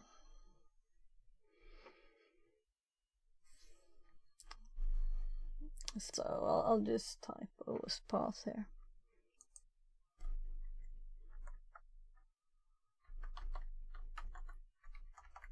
Nice to spell path, right? No. Seriously, how hard is this type system instead of path? Just because I used it, and I almost put a semicolon there. This language hopping is frustrating. Then we there they import in it. This is the first time I've seen this actually, I think, that they don't import at the top, but they actually import. So I could probably just import here, right? It will just be within the scope, I guess. Let's try it. So oh my goodness, I'm just, why do I scroll the whole darn file? I'm sure there's a key to just hop up there. So here are the main imports. We could put it there, but let's learn by just trying to do it here. So if we just import OS, and then the OS system, and then what do we want to do?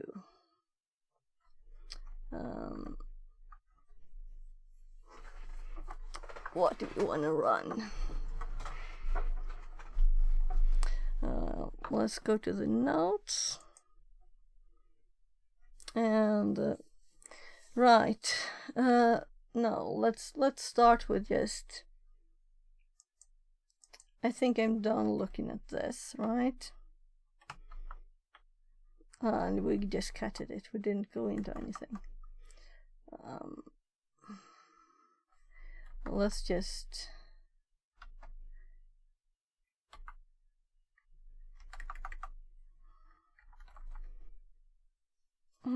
I'm sure I have stuff in my notes just for 443 because I usually use that. So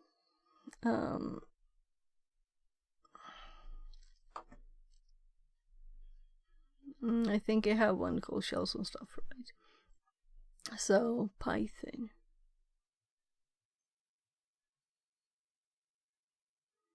Not here.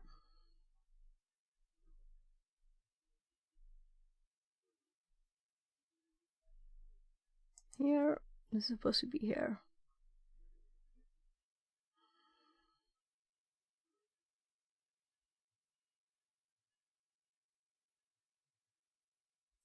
So Python is like luxury. Let's just go to the browser. You don't wanna backseat, but this is easy if you want a hint. No, it's easy. I don't need hints. I'm just looking for the right link now. There. So I already have this in there, but I need to change the IP to the No, it's already the TryHackMe one. So Python. I'm trying to use my notes and make sure I have most things there, and trying to learn to do it without Googling if I can. So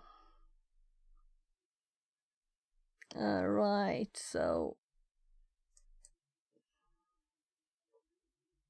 let's see. Let's look at the shortest one.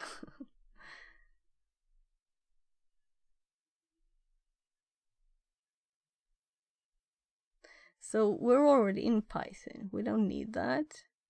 We only need. So what is PTY here?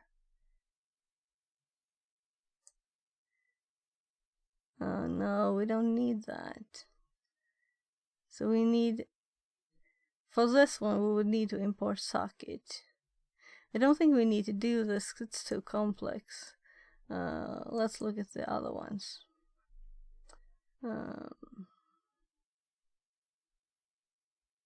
Import. No, we don't need Python. Why do I do Python? We should just have bash, right?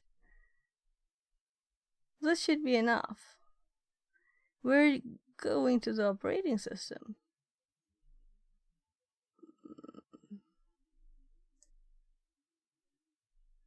So let's just, I guess there's a copy button.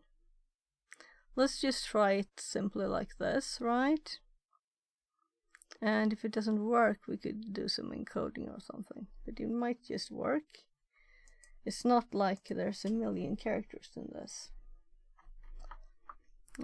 And I'm sure I have this there. Why was I looking for Python in my notes?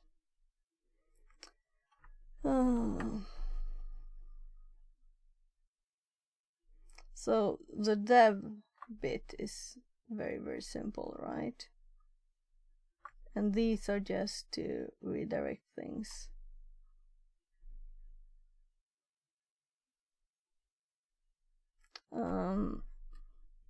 Let's copy this.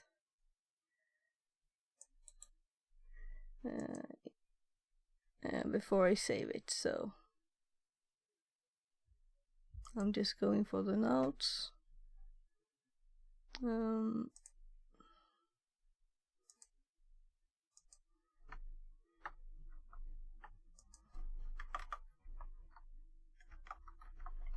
I have forgotten to make notes again. I'll have to make more notes. So let's save this.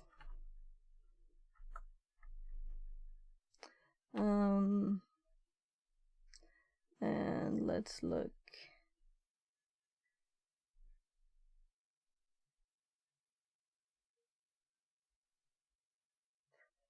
I don't remember what the stars mean.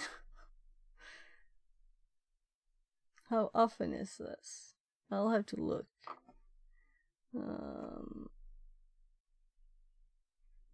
I guess we can see nothing here yet, at least.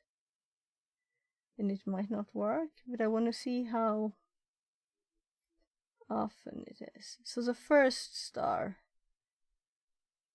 are minutes.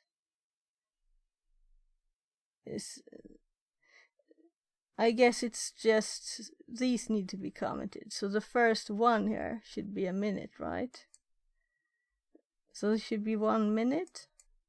Then I guess it should already almost have been done then, if it would work, right? Let's see, what does this do? It imports this. That should be enough. That should run it. Because it's not, I did put it as an else for the main, and it's not run. It's imported, then it should run the else there. We could just put it outside to see if anything happens. So we'll have to try and edit it again. What do you think? Will it work? Do I have to do more complicated things? Yeah, so this is the only important line. We don't need to know the rest, really.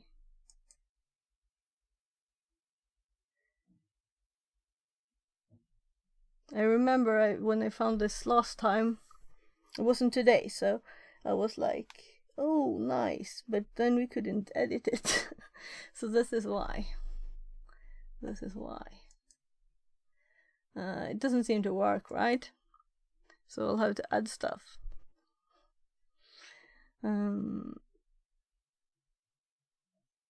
So let's just wait a tiny bit more.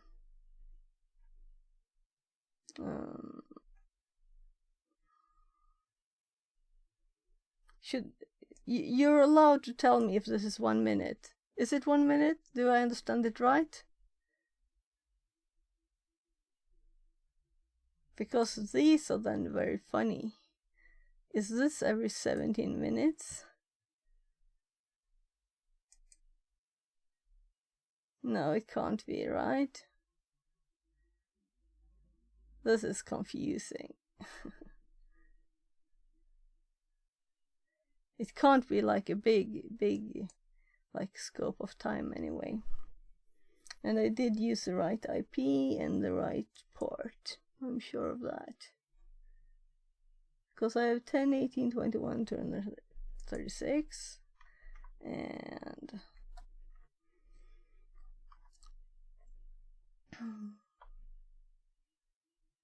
it was saved. And we had 10, 18, 21, 236. There. So if we were to just run this bit, it should work, right? Now we're doing our system.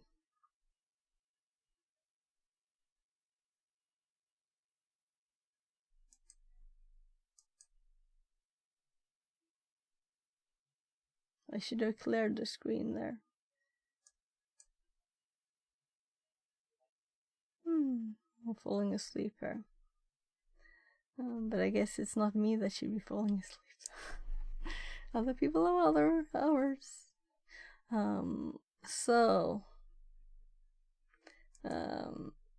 What do you think is the problem? Because this should be run, right? And I can't like output anything either.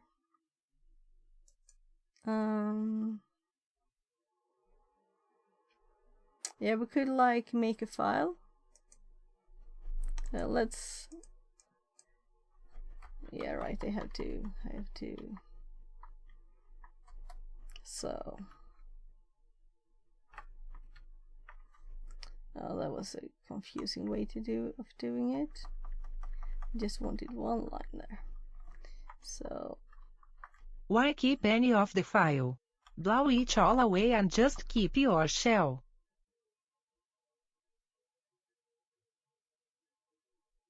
Why keep? Yeah, okay. Yeah, because I'm trying to learn and I'm thinking this should work. And I have never imported inside of a statement like this, and I'm not even sure it works.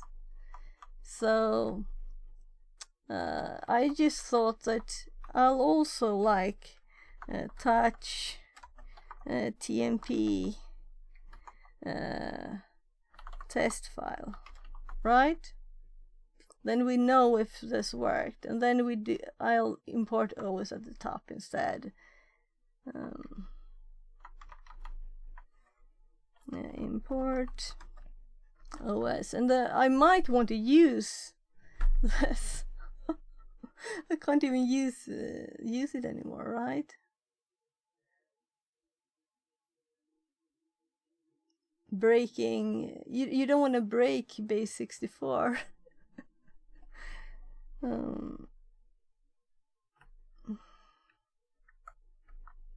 Just delete all of base 64 code, and you can't use base 64. That would be hard. So let's check. So let's cd tmp, and let's look here.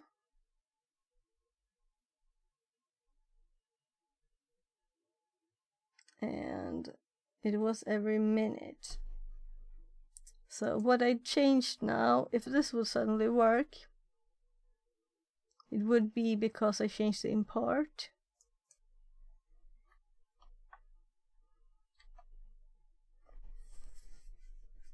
I hate this waiting. Is it 1 minute though? Can you confirm that for me, that it's 1 minute? Is this 1 minute? And if this is 1 minute, does that mean that this is 70 minutes?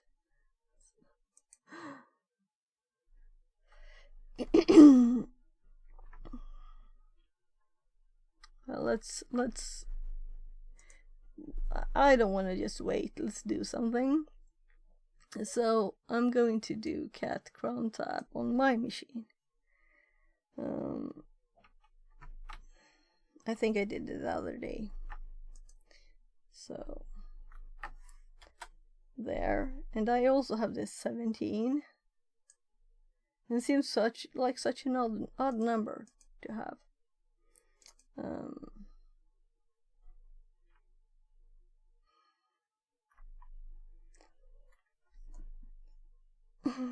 And no more files or anything.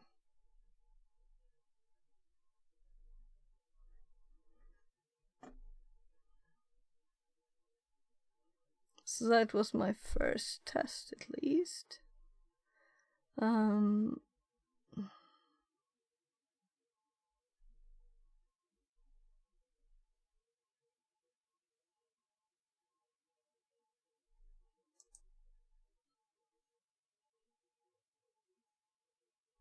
So I'm just looking in my notes.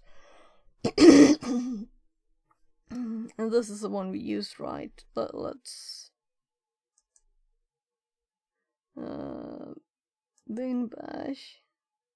Oh, this one is just bash. Dev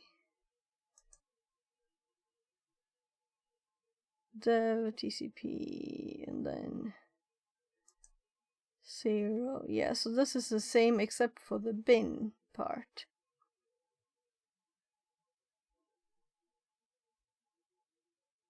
And it is a Linux machine, so.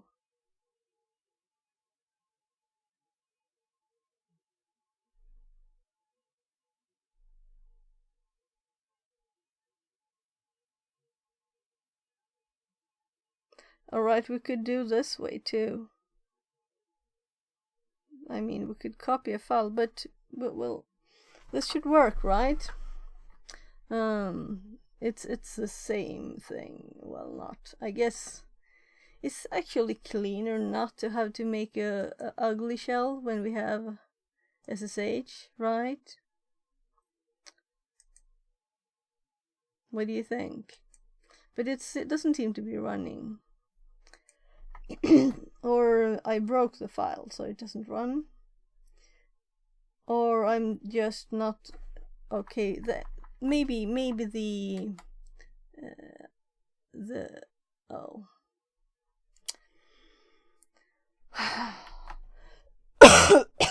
Sorry, I was in the local directory just now and I hopped directory. So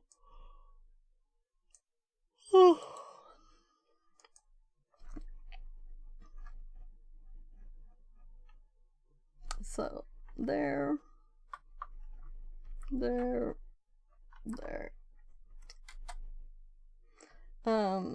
Let's just put the rest of the code up here too.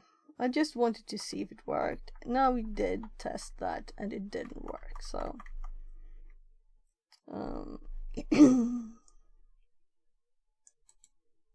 these are good tests and I'm learning from all the things, so I guess I don't have to delete these, but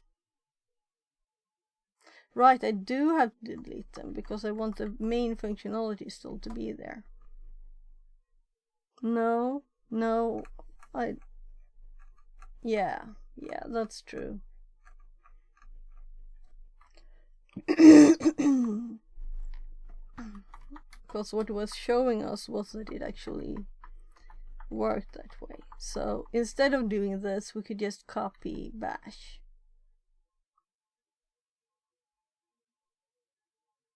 And chmod it to XS. So let's just save this and see. I wanna see if this works. And let's and I know I might miss it from doing that because it might be just then, and we missed and had to wait another minute. Is it a 1 minute? It must be 1 minute, right? Use.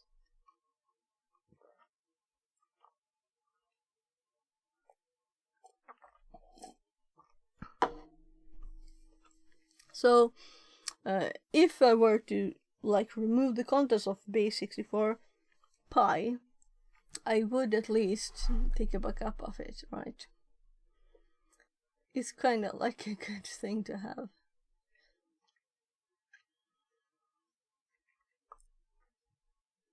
And also, just generally, it's always nice to clean up after yourself, right? Why am I even here? There.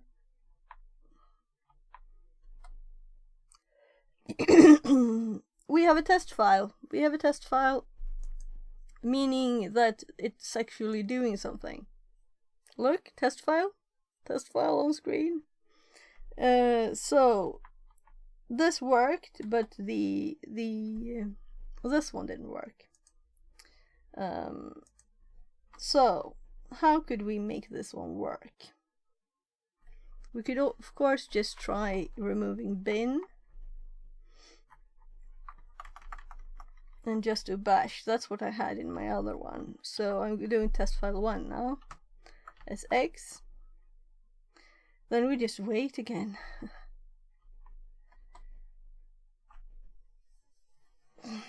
So we know that it worked, you know, a bit of it worked. And I guess I should be waiting here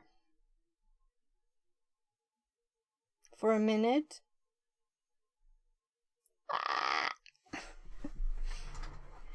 So my use is out.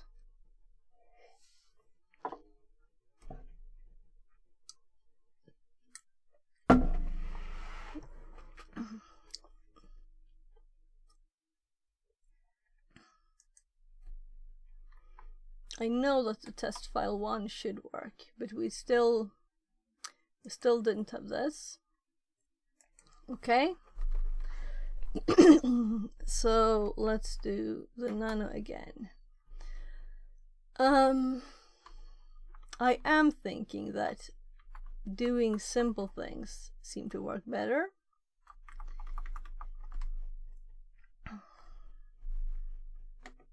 So of course we could just put the output into a file too, so we see the output, right? That's a nice thing to test.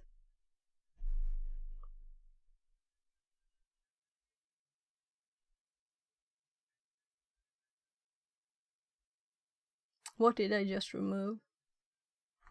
Let's look.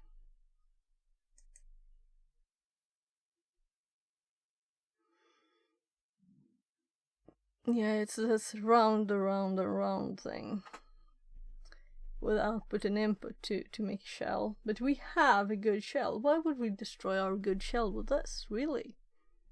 Right?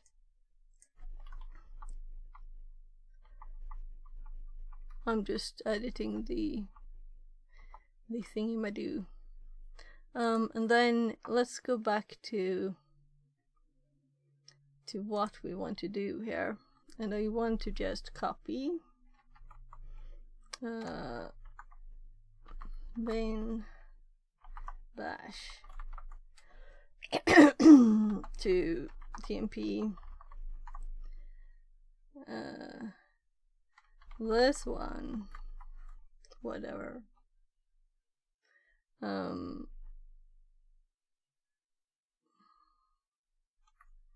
Well, I use we can say,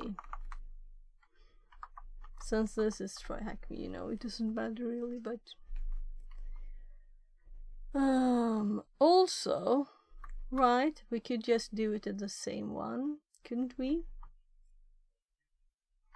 Let's also change this to 2 to confirm that we're still working here. os.system, and I'm typing it so that my fingers will remember this later. chmod plus XS. Yeah, I called it whatever in my example.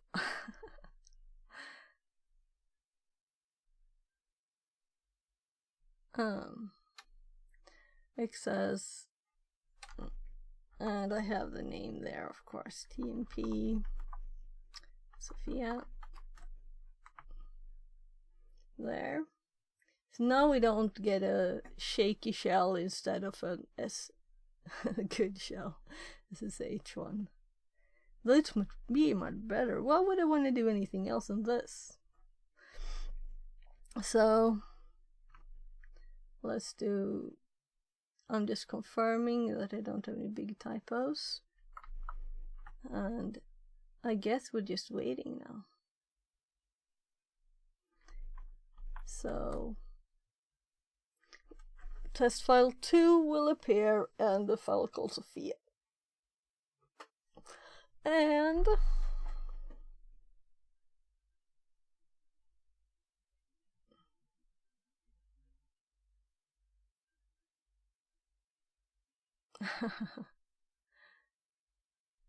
I just noticed my notes there.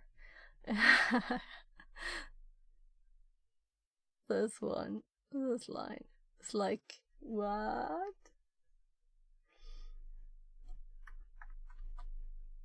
So now we have Sophia. Hello, Sophia. Yeah.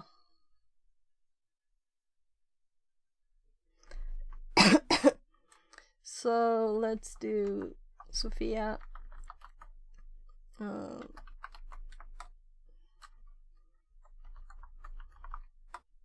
There. So I'm still curious. Why did this not work? We'll have to try and make it work too. We'll have to try and make it work.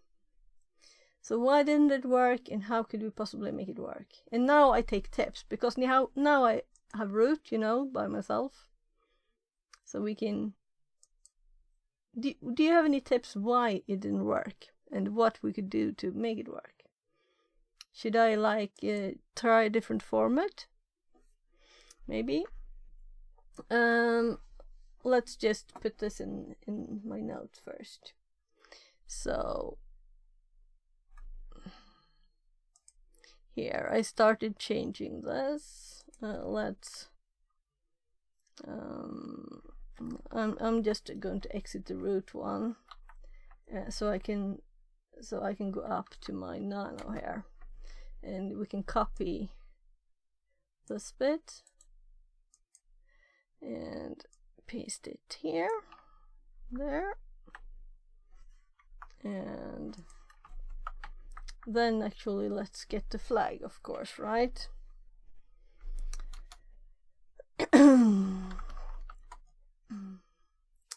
And we don't have the pretty colors anymore.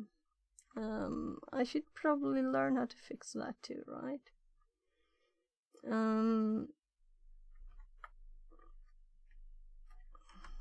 So you see it here, root.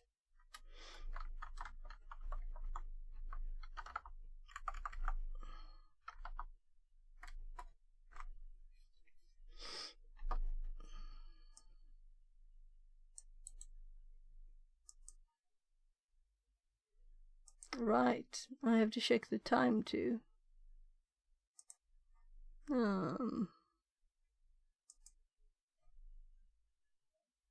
So we have time. We don't have to extend it.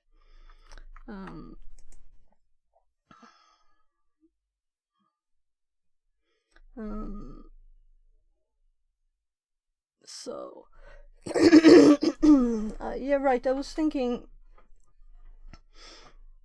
we could do like encoding, but it would be funny to do base 64 encoding, but that's why I didn't destroy the main, right?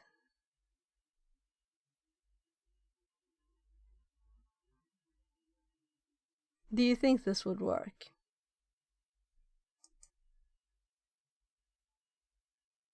Yeah, and it's set to bin bash. I could just change it to bash only. But now we kind of know that bin bash exists since we copied the file. So we don't have to change that. Let's make sure that I don't destroy anything of what I want to copy here. Added to base64.py. Was it the name? So yeah, so exit, and in the history, this is the file name.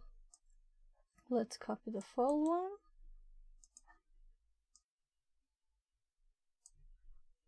I'm putting it in my notes.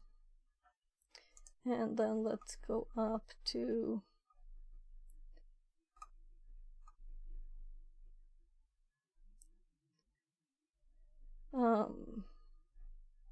yeah, I do want the rest of it too. I want this in the notes.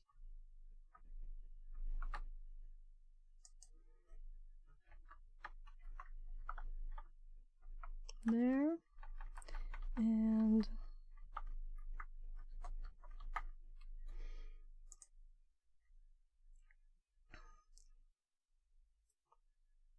well, I guess it wouldn't make much sense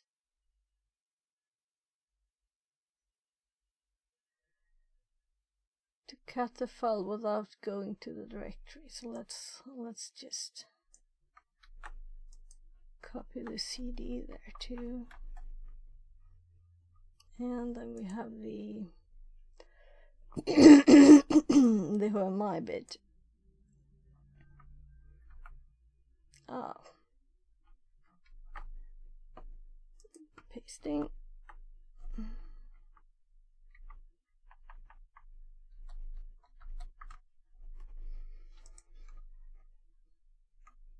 So, and then I want this one. Ah, that's so annoying. One line gone. Copy this to the notes. So I'm just pasting it all here so I can see. And actually I think that's enough, but I want also to try the other way. You know, I know it should work. So oh my god, it itches on my back. What should I? Letter opener. I was out yesterday, like when it wasn't very sunny anymore, and I got like 10 mosquito bites, and they itch a tiny bit, even though I eat a lot of allergy meds, but still they itch a bit. So no success here, and I want this to work too. Just because that will teach me why it didn't work, you know? So why didn't it work? What could be the reason? Because at once I could type the test file, right?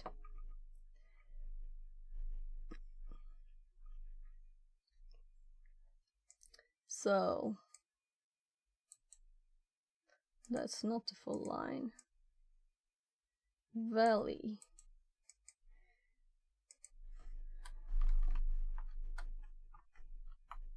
So I'm doing it from this directory just because that was easier, right?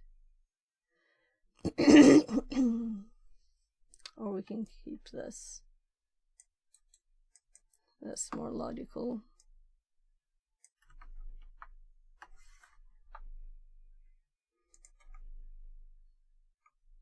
Right, we need this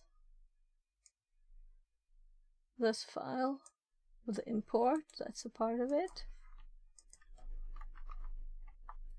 But I think I will put this in a separate, let's see there.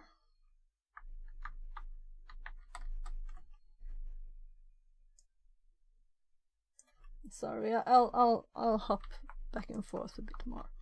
So this is just that file, and this is afterwards. This is what we did when we edited here.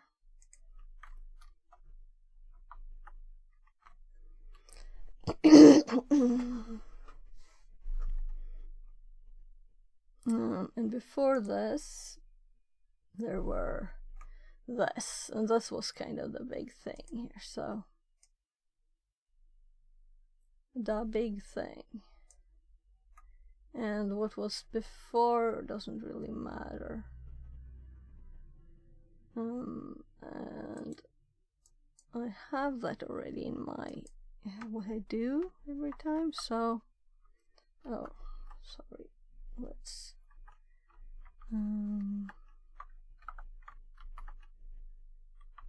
so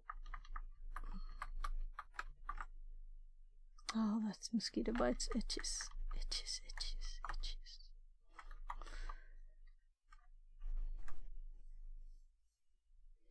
So I did lots of things before this, but not all of them today. Oh, this is lots of scrolling.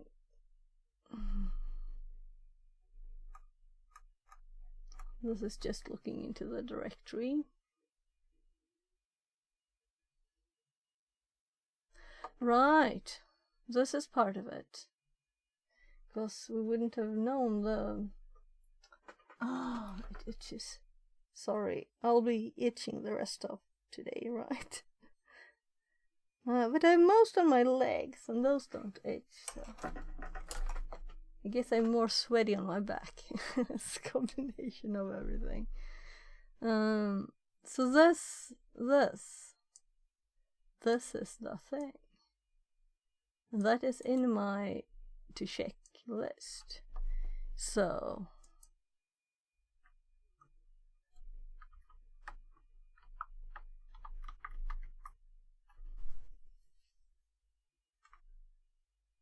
sorry.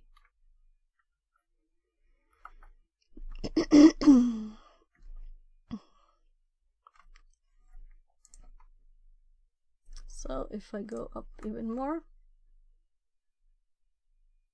yeah, we had this one too, because it was a part of it too. And then we have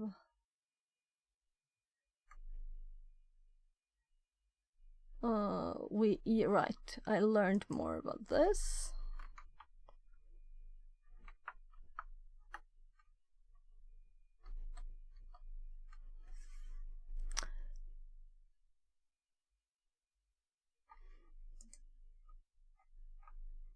These are all these. So if I were to add these to my notes, it would be as examples.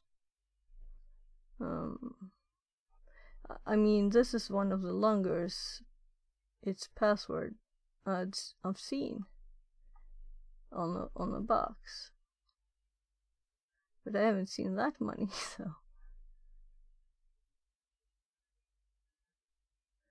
right, so I don't have to like. That's the first time we did that one.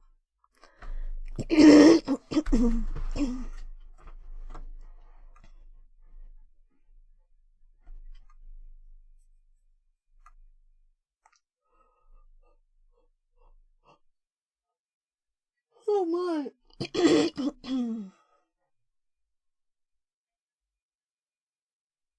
What? Oh, I was missing the key. And the SSH. So, all caught up. I'm actually clearing this but we'll stay connected and we'll nano the file again, and we'll see if we can manage to do this. We know now that it runs, but let's increase the counter here. Oh, sorry. So let's increase that so we know. Let's remove one of the lines, and why did it not work?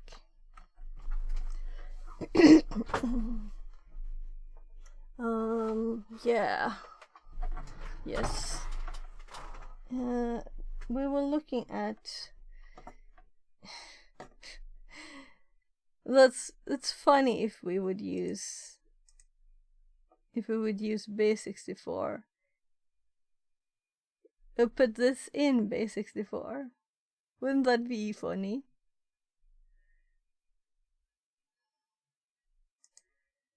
I would prefer to use this. Why wouldn't this work? Can someone tell me why this doesn't work? The IP is correct. This is correct. I have an idea. So, if I copy this again, we go to the machine. I have it listening still, and no. Oh yeah, right.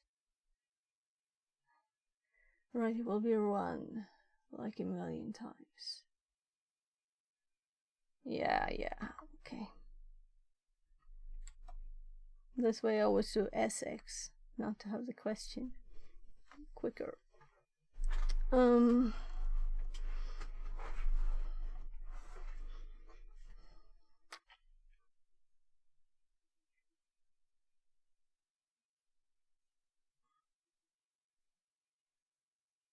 So that will break. Yeah, I know what I was going to do. Let's become root again. And run it from here. So, if we run it here now, we got the shell. So the command itself works, it's correct.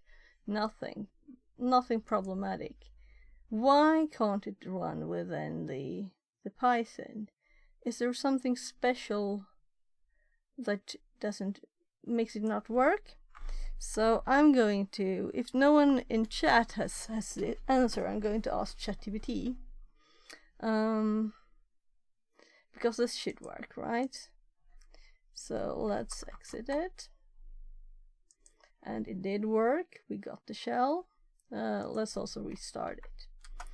So we're still listening. And let's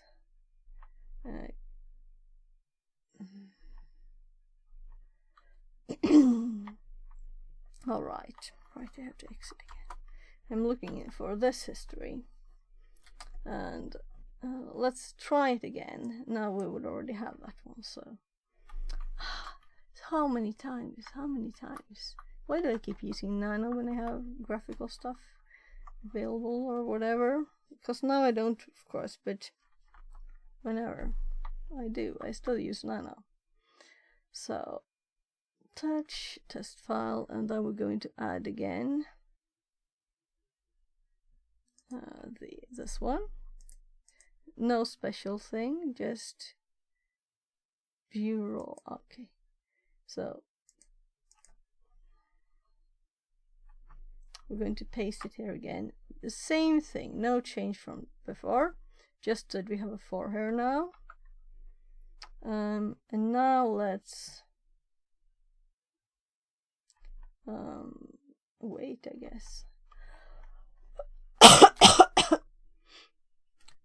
And wait for number 4. And see if we get anything. 7, 8, 9, 10, 11, 12, 13, 14, 15, 16. Oh, the opportunity to itch my back.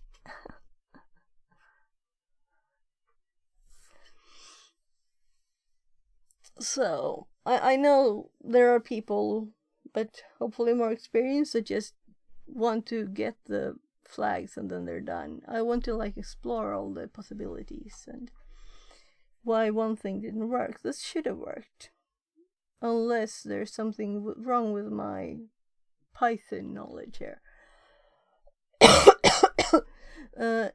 There's like no backslash or anything. Will any of the other characters break it that we have here? So I'm assuming now that we will have a test file 4, but we don't have a connection, meaning that we have confirmed that we have the same problem again. And let's try and solve it then. And I'm going to actually see what ChatGPT says about this, because it's a computer reading computer stuff.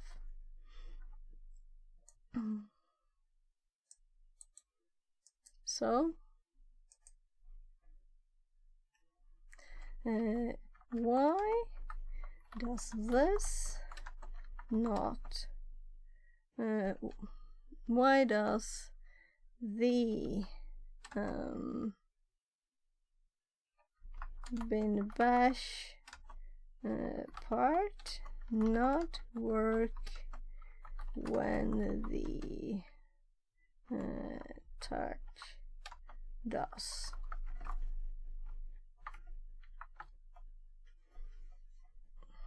Oh, I hate it when I get 2 replies. I guess we only have to read one. The issue with bin bash command is not working intended, well, does not, can be attributed to the differences in how these commands are executed and the requirements they have for execution. Touch command. This command is straightforward and is used to create an empty file or update the timestamp of an existing file. OS system touch runs the touch command without needing special permissions or complex configurations. The command bin bash is attempting to open an interactive bash shell and redirects it to its input and output through the TCP connection to a remote host reverse shell. Yes, this type of command requires a more complex setup and certain conditions to be met for successful execution. Yes, but I don't think it's right yet. Potential issues with the reverse shell. The syntax is used in the command specific to certain shells. Okay, we know it works. Permission. It's run as root.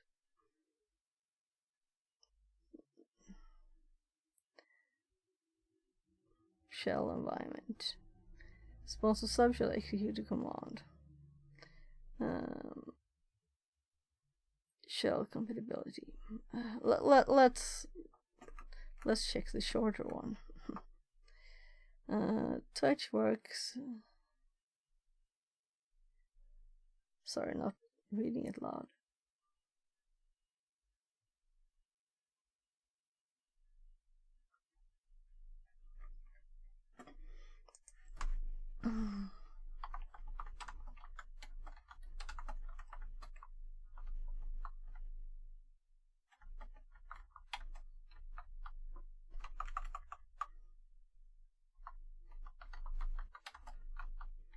This is run as root through run tab.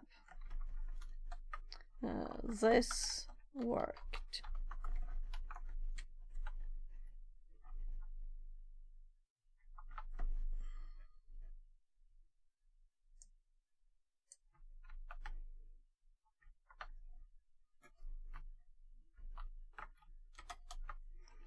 And at the root shell, I could then execute.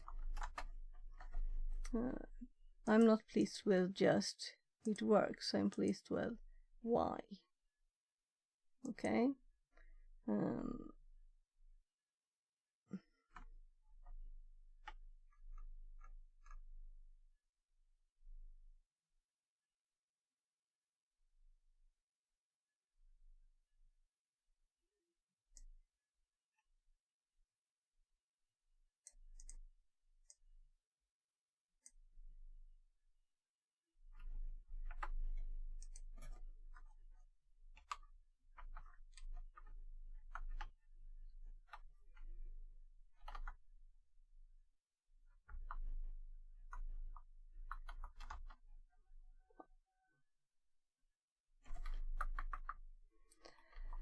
Medicare was playing, they're receiving the shell as. I'm just giving it all the input so it doesn't like go crazy again here. So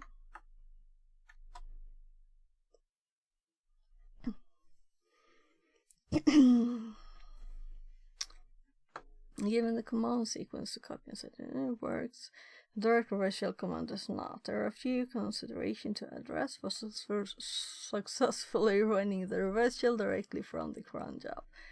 Environment difference. Cron jobs run in a minimal environment and might lack some of the environment variables and context preset.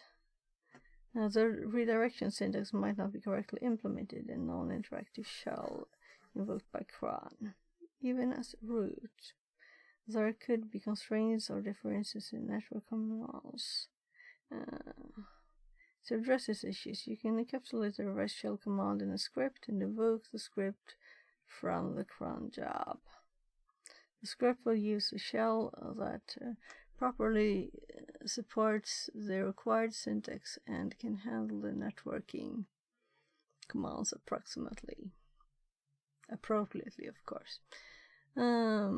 So they suggest we put this in a file. We could do that, but we would prefer not to do that.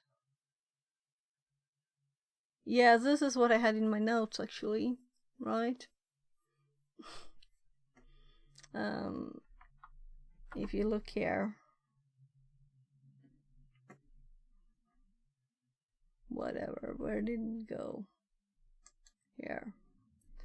This is what I have in my notes. Make a rev shell file. But I do it twice here. Why are these integrated into each other? So it's just two different ways.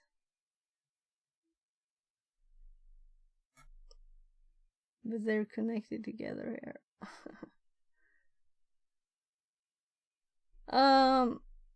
I'll have to think before I change this.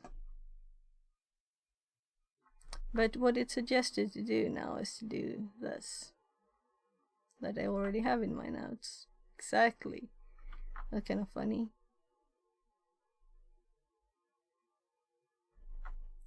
Though what I call my file is whatever sh. Modify your Python script to call the script. Yeah. So touch test file cp chmod access tmp. What?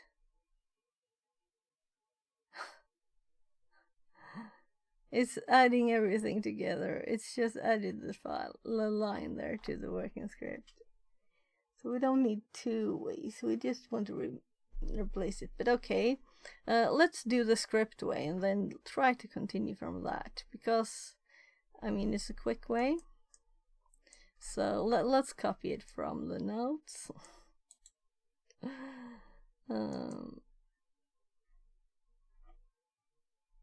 So also I need to have a check on time, but we have lots of time left. So we're in TMP. Let's make a file here. Let's call it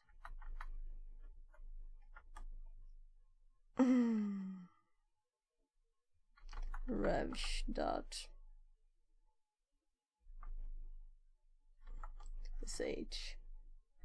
And then let's paste this and save that. And now we have revsh dot that's ours valley. And then let's just schmod it. Just, well, we don't need to. That's a useless step. So I'm going to, in my notes here, make Alt. Oh well.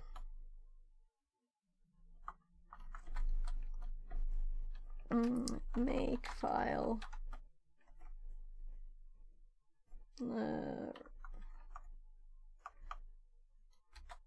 Nano revsh dot. Why didn't I just call it rev dot? It's revsh2, right?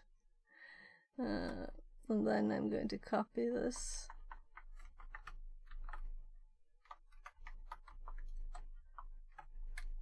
Because it's obvious, right? And then we just do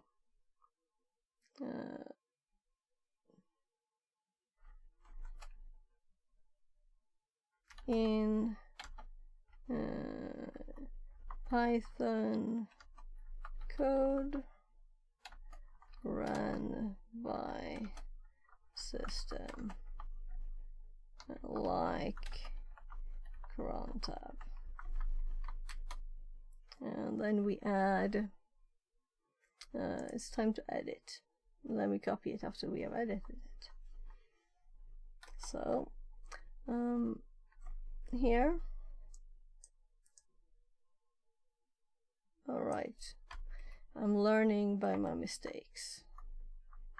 That's good at least, right? the right thing. So we're going to actually sh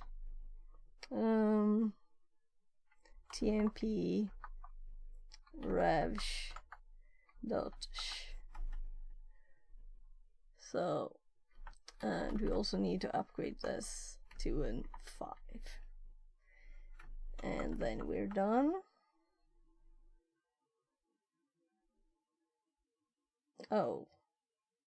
Yeah, I made it. I made the file.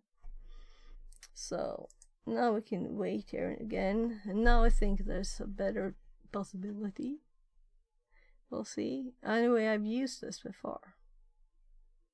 So if it had hard time reading this, it should be simpler to just sh the file.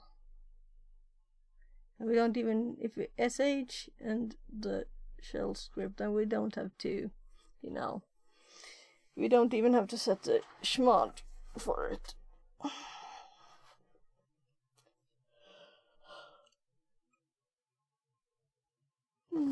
Right, what number did I use? Sorry, I'm just going back and copying this to 5.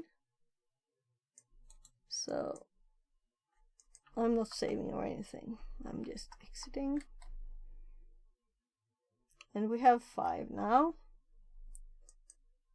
And we still don't have anything here. So this way didn't help. Let's try chmodding it. Plus x. And I keep doing minus x when I'm supposed to do plus x. Revsh. This shouldn't change anything.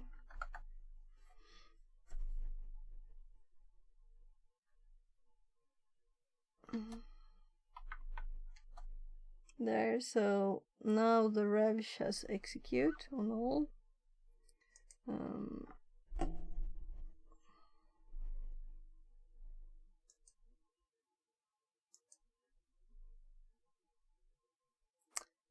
There. I'm just, let's hop over to this one and let's look at what ChatGPT said. So yeah, I made one in TMP.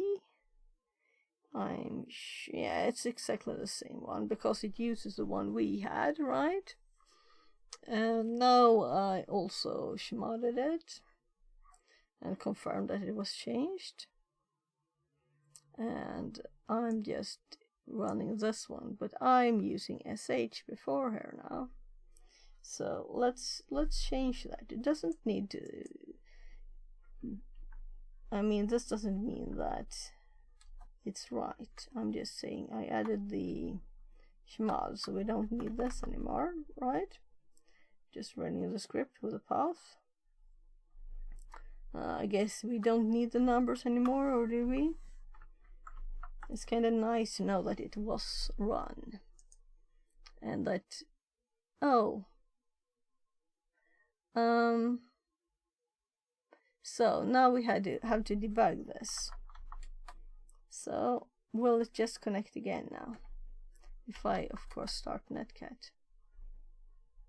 So which one did actually connect? Was it the last or this one? And how far back can we go? If we do -x, will that not work? Then we have another way to try it later. So I'm waiting.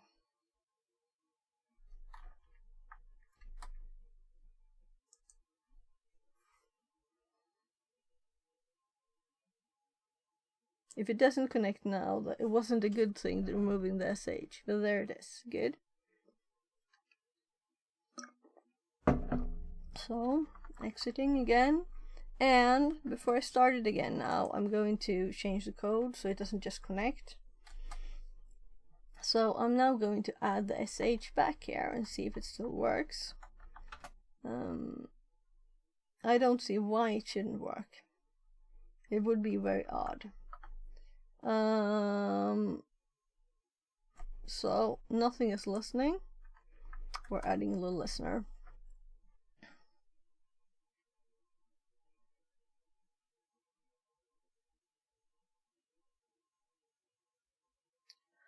Waiting. I should have added a new number, right?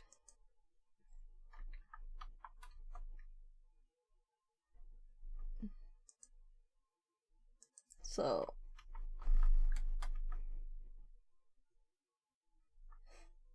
it's 11, meaning my computer starts TryHackMe.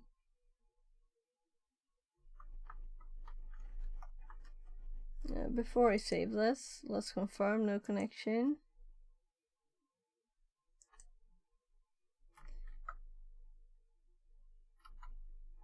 And 6 still. Because as soon as I removed the SH, it did it. But I think it was almost too quick. That's why I'm doing this. To confirm that the SH, maybe it was a space. I don't know. Maybe it can't handle spaces. I don't think so.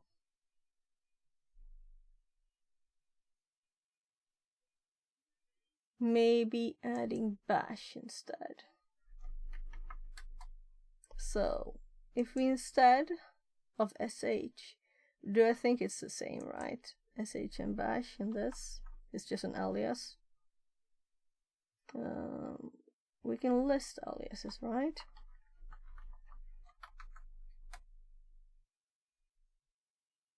LL, LS,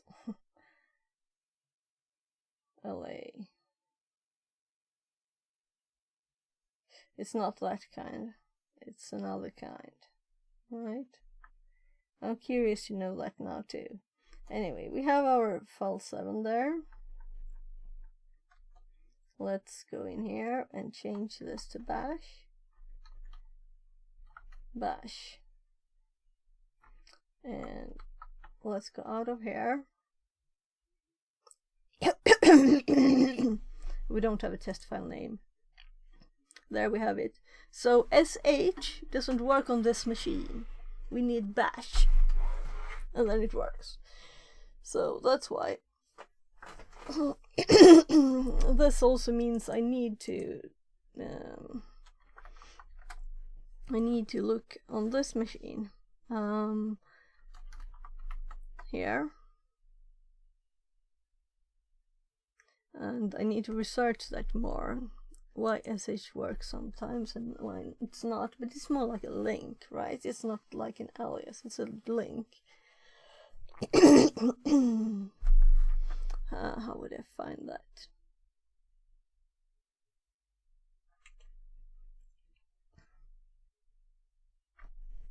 So, let's on our machine because it's not there on the other one. So cd bin, and we have lots of things here, but one of them is sh, right?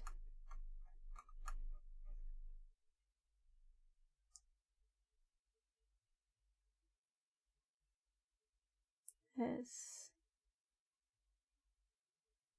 How is my alphabet? Is it working? sh.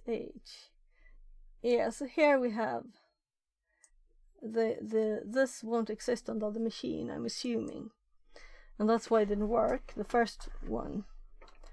But the other one, we still haven't realized why. This is why the change of removing sh worked. So let's cd bin and lsla here, and then we can scroll up and check for sh. We still have it here, sh dash, but that's odd, you know? Then this is not the problem. I'm very curious what was the problem. But I guess we won't find out. Also, I kind of broke my looking back into the history here by listing all this directory.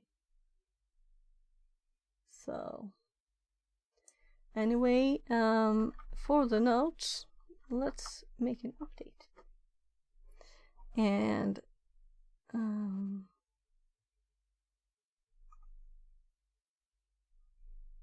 not actually running it here.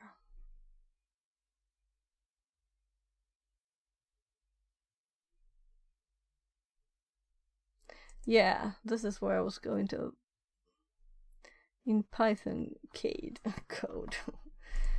So I'm going to add it here. And tell me if I forget to switch screens, tell me. So this is the code that works with bash here.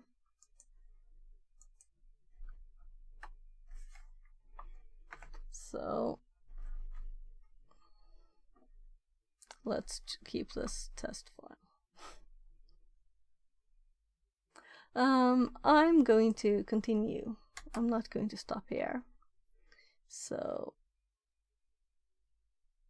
we also did the chmod. So now we have to, the next step is to remove that, because now the starting it works and we're using bash to start it.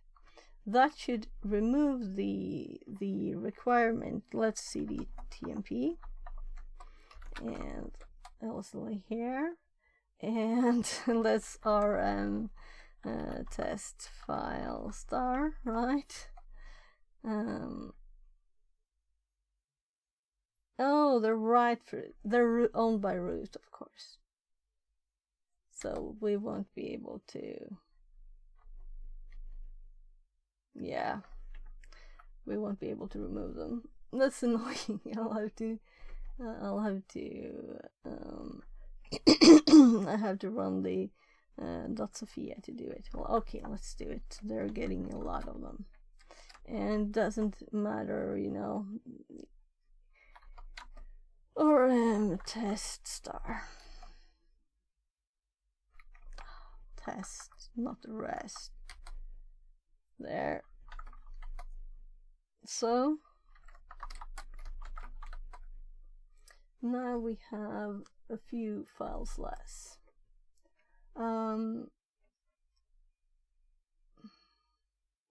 Right, so let's chmod, if I can spell, -x revsh, and let's confirm that we don't have any x's anymore here. This should still work and connect. So if we were to start this now, as we're starting with bash, we should get a connection within a minute. I better stand up for 2 seconds. There. So, meaning we didn't need Chmod, we don't need to add it to the notes because it works without it. Though that was one of the ways we could make it work, since the SH didn't work for some odd reason.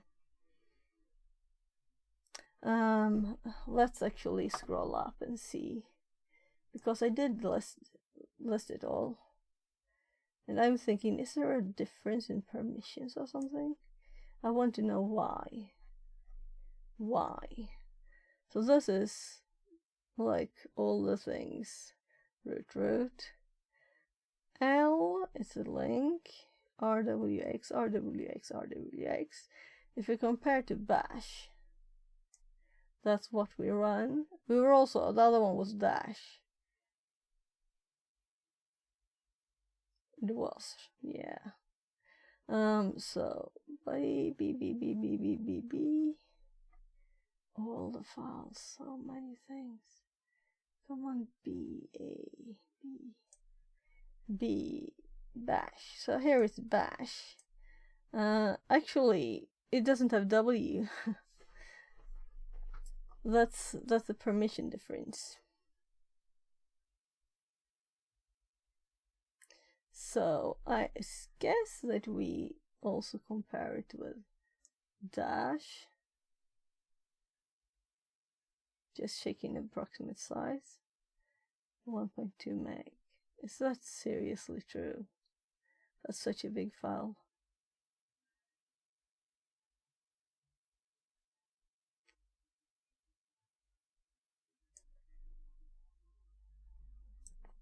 D A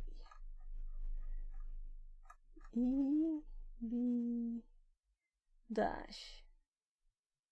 So this is a tiny file. So it is less complicated than bash. So I don't know anything about it. I know too little about it. So this popped up at 11 to remind me. I need to go check on my kid too. So dash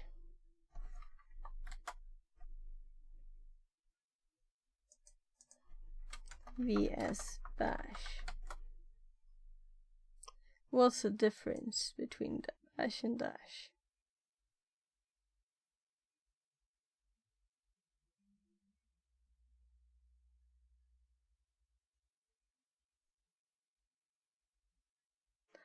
So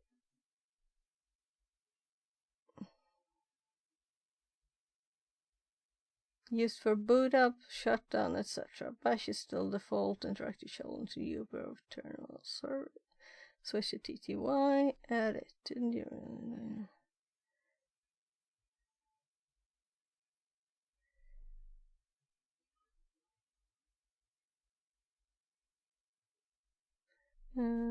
Dash is an implementation of Debian. Assesses shell script may assume the existence of POSIX compatibility plus local scoping of some feature. Well, it's much simpler shell. That's the thing.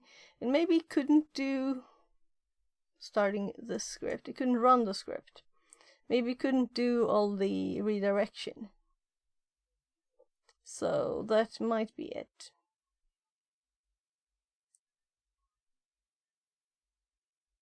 So, but I've seen SH being bashed too, I think. But both my machine and that machine, the lab machine, it was sent to Dash. There was a link to Dash. So,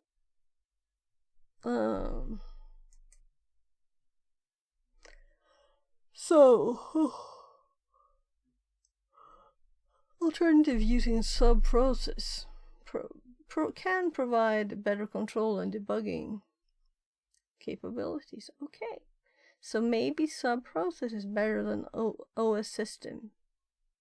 Let's compare.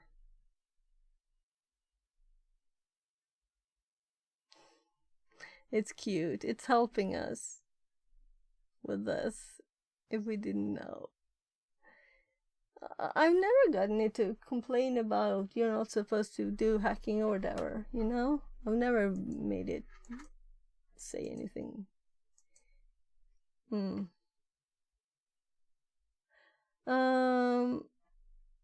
Yeah, so let's edit the file. Let's make sure we don't have anything listening, because we're already logged in, so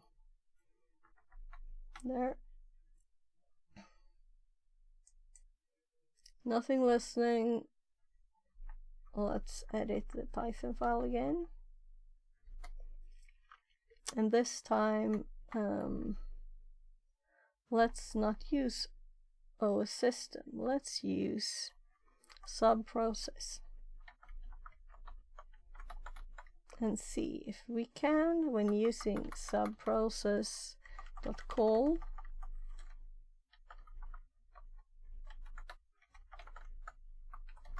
actually get this to work with the actual rev shell right here.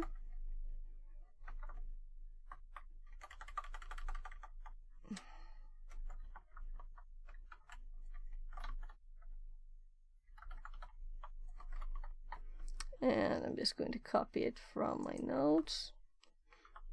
I prefer using the notes copy than the other one. And this one is running bash without the path. Might add the path. Though, let's just try this and see if it works. So now we're using subprocess call instead of os.system. Let's see if this changes anything. We have nothing listening, because it would work at once right from the old one. So now we're saving. The new one is running, and I need to start this quickly. Maybe it would have even already LS'd. So we have a test file 7 there.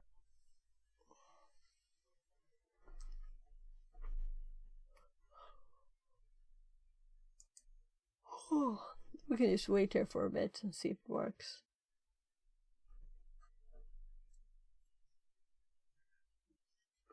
While we're waiting to see if subprocess.call, right, was it? Works better, I'm just going to check on my kid.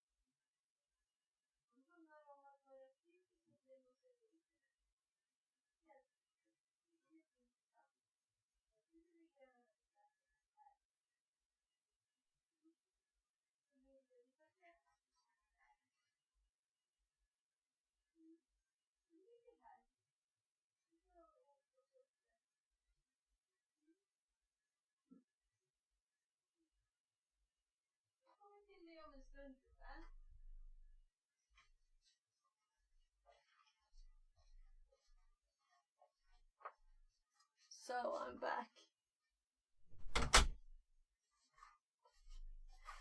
So it seems like there was no difference.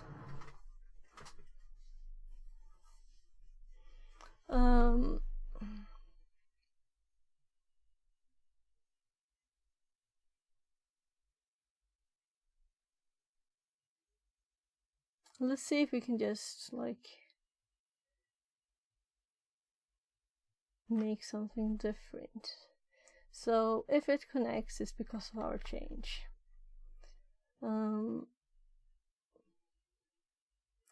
Let's do a quick ls there. We have test file 7 only. Let's edit this one. And what if we do something strange? Like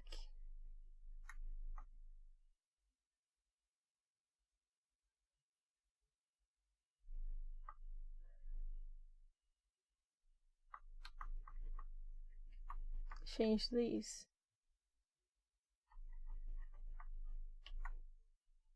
Right? Just a tiny change. Let's also change the number. That's why we have them. Was 8 even run? Oh, it wasn't. Let's actually just exit out. And it was never run. So subprocess call didn't even make a file. So it works worse than OS system. Interesting. So we have broken it all. It doesn't even touch files.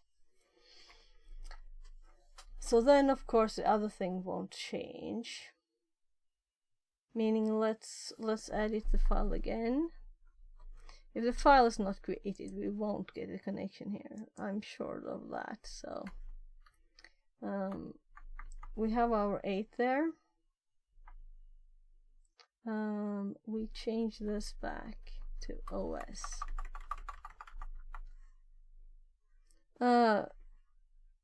Let's actually do one thing more. Confirm the typing. So what did I actually type here? Let's exit. No changes. Open it again. SUBPROCESS.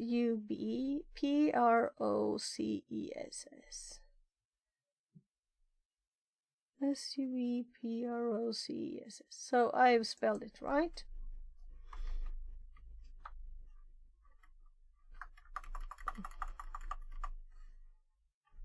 OS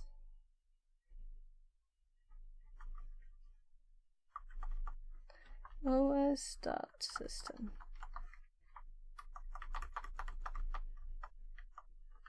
OS.system. There. So the only change now is I've changed the character here. And I don't think it will cause a change. But you never know, because this should all work, right? So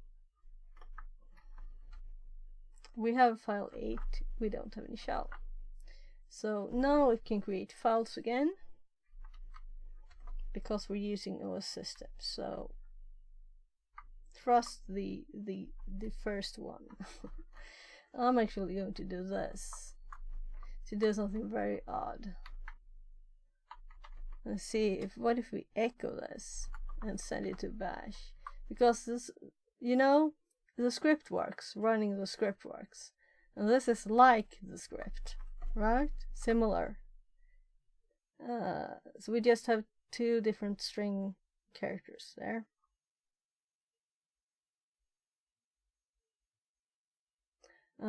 Yeah. And we could also switch them around just to bash. bash to bash. Odd thing. I didn't change the number. I should do it at the same time. Stupid of me, because anyway, now it's the right order if we change this afterwards. So, and if we look here and the file is created and we don't have a shell, then we know that it failed.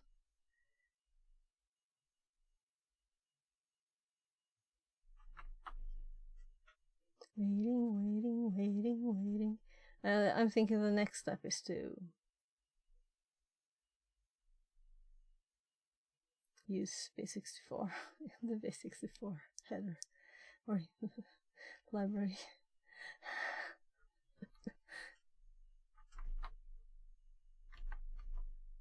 So nothing. Yeah, we got it now.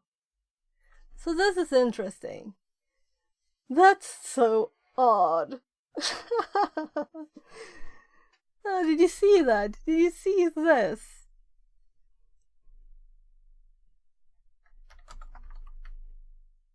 No, this is not what I want to do. I want to do this. This works. Oh,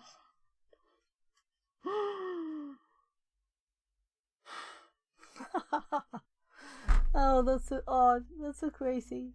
That's crazy.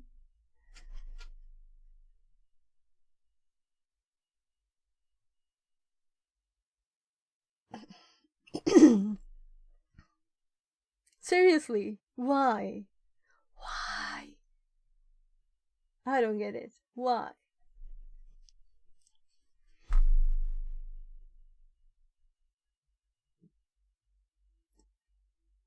I guess the OS system needs us to say bash twice.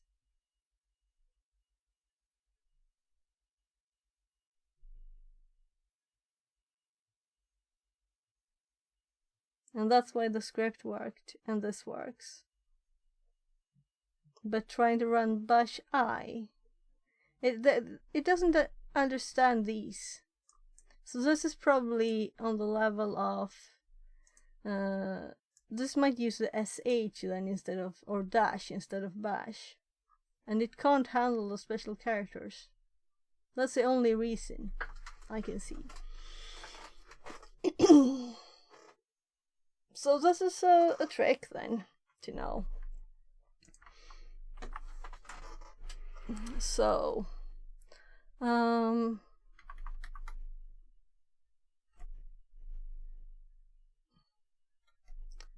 in Python, this is not actually bash anymore, but it's still connected.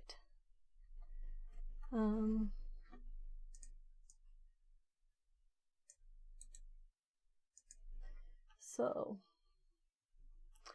this is very interesting, looking into this. So Python, and this works.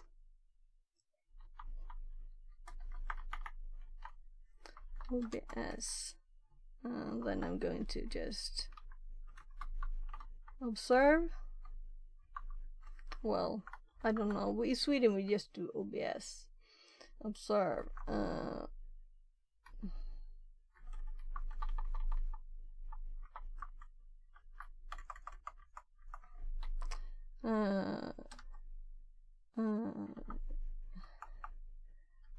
May not work, but the above does.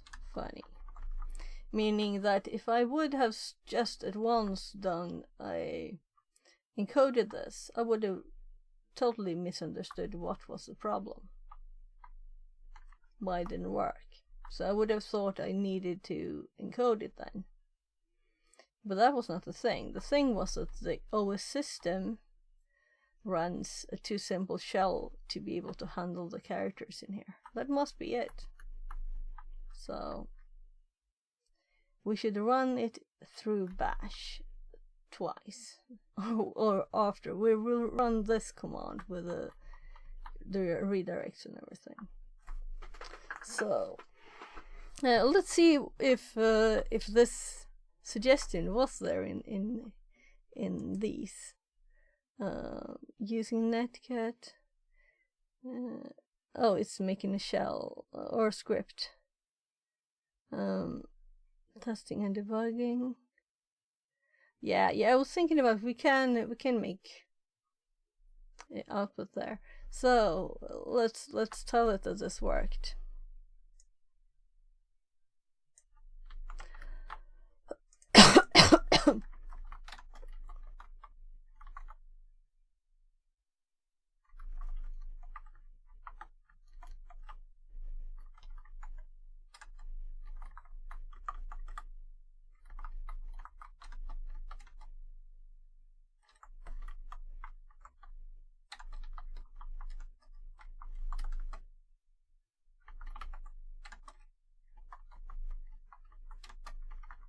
But not running it with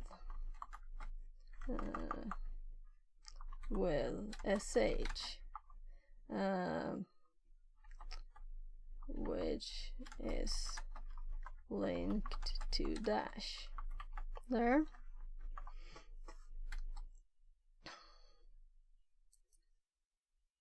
Yeah, but we had a solution. We wanted more solutions. See if it can explain why, about the difference between dash and bash. This is to be related to the shell environment used by the cron job. Specifically, the sh shell often linked to dash, and many systems does not support some of the advanced redirections. And so, yeah, that's what my guess is. Explanation shell compatibility. Bash supports redirection syntax used to reverse shell, whereas dash, which is often the default, which is why running the command bash works. Yeah. Does it have anything new? Environment. Well, it's confirming, but I don't trust it. You know, if I trusted it. So I think the box was finally closed.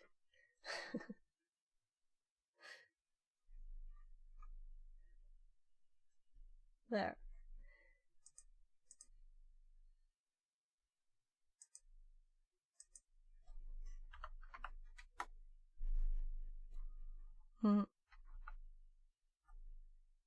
So, great that we were done with it, because it died. I think the timing is kind of good there. I didn't extend it on purpose. Summary of working solution. Well, alternative approach. Yes, this is what I just told it worked. It didn't understand it. No, you don't need to do that. Yes, this is what I did, and when you do run it with a bash, then you do not need this.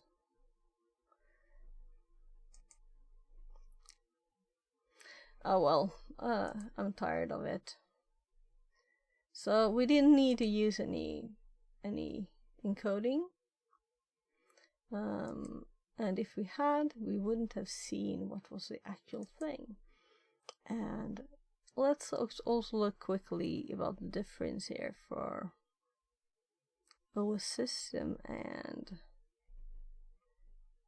subprocess call, right?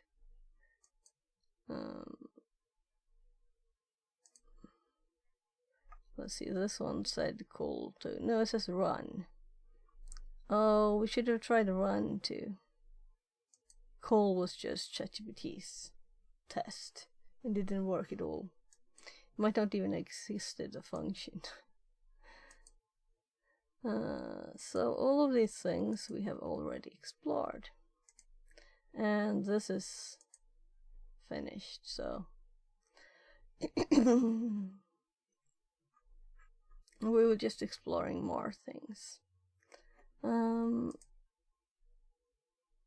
I'm thinking I've not actually done anything here. I've just answered some questions. I've not read anything. This has been my keeping the streak alive. We're at 29 now. 29.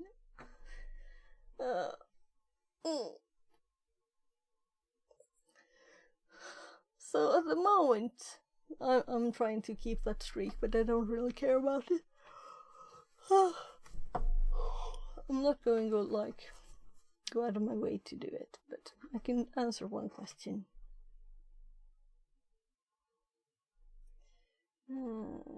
Just checking here. Right.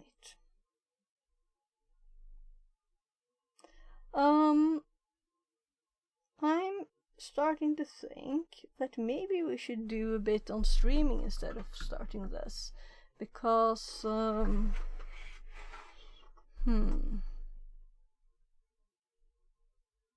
I really feel like trying to climb those rock thingies by my kid's school.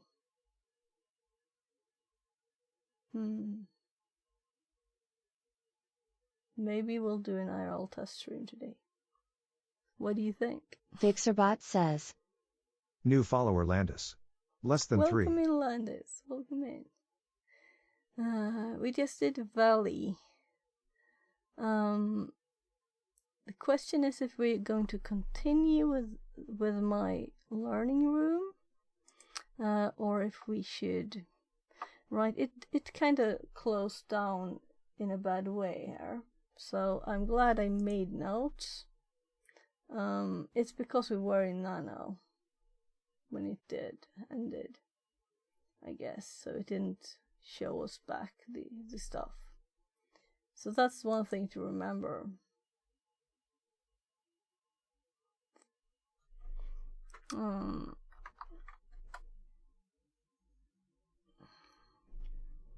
So I'm glad I have all the notes and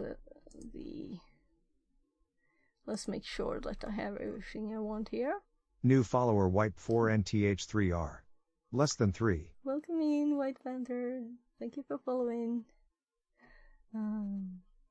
So White 4NTH3R says. Hello. Hello. I've been watching your streams sometimes, Yeah, so I'm just going to check my last notes here, so see that I got everything. So we found this Python Love file. the lurkers less than 3. I have been talking to a tiny bit. So yeah, we had the cron tab, and then we had the Py. We checked that this one actually uses P64, and then we tested lots of things, and we had funny results. And this one worked, but I tried to running such a thing there, and it failed. And I couldn't see why, but I finally worked around it by just doing echo into bash with it. So this is an alternative solution, and I don't have the terminal left, but I still have this one. So let's add it here. Alternative solution. There. And let's also add the comment I made. And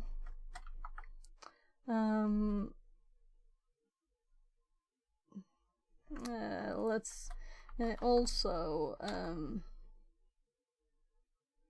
sh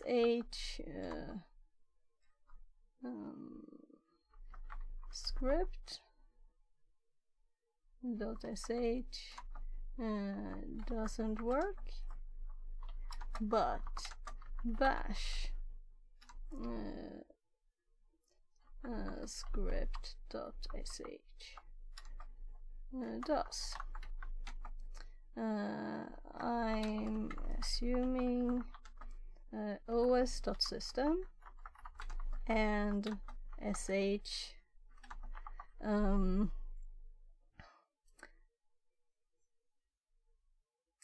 linked to dash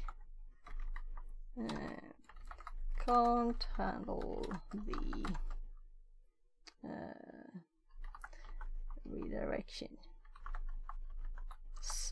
There. So now I'm pleased with it. Now we got all the information and learning out of it. Okay, right? So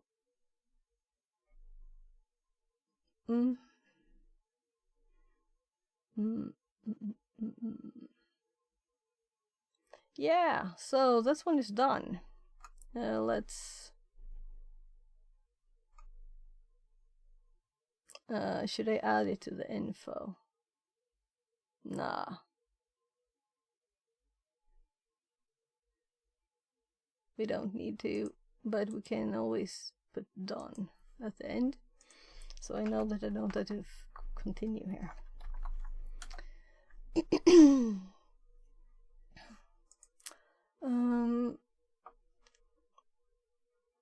Right, so for new people, we do have a robot arm that you can play with here, and I managed to scoot it over there. So if you want, you can control this arm and try and pick this one up. I could reset it just to make sure that it's...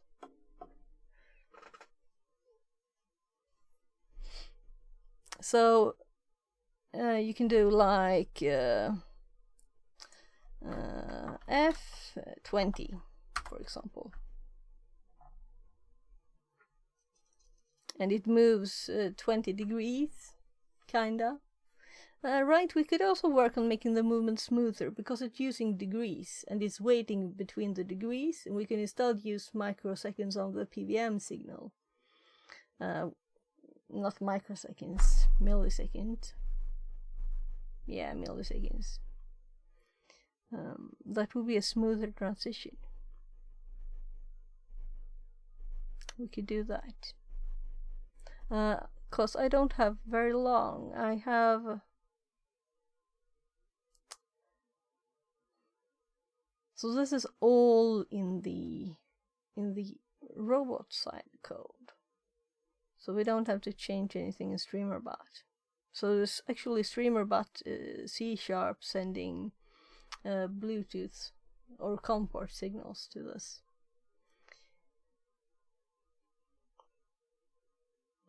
So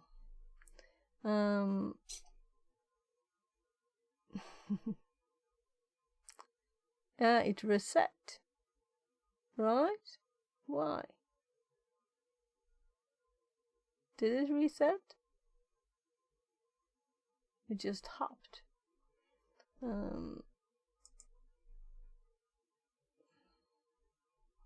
It could be that when I started this, it could have sent something on. It's kind of messed up because the Arduino is connected to COM4 and the Bluetooth module is connected on COM6. So if I remove this, when I program it, I need to remove the Bluetooth module because it's the same RX and TX. So a bit of a mess. And also if I listen here and I have like both, you know. So the Bluetooth module's okay and the signals just end up in our output. So these 90 and everything, I'm not changing those. But I learned one thing today from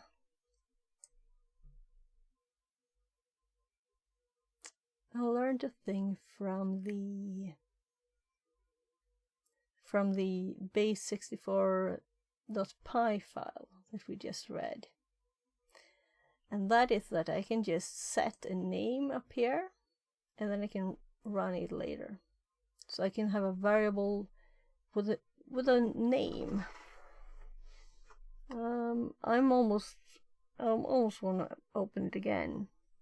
We could do that on the VM, of course. So let's open the file, but let's do it here this time. Or should we use VS Code or not VS Code? Code OSS. So let's see if we open it here.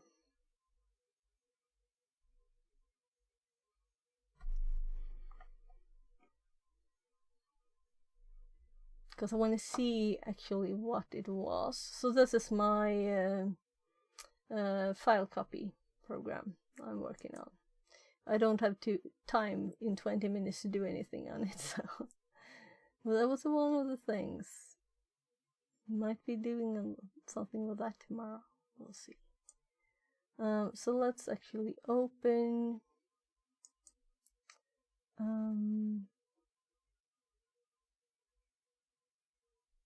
right back. Can I just...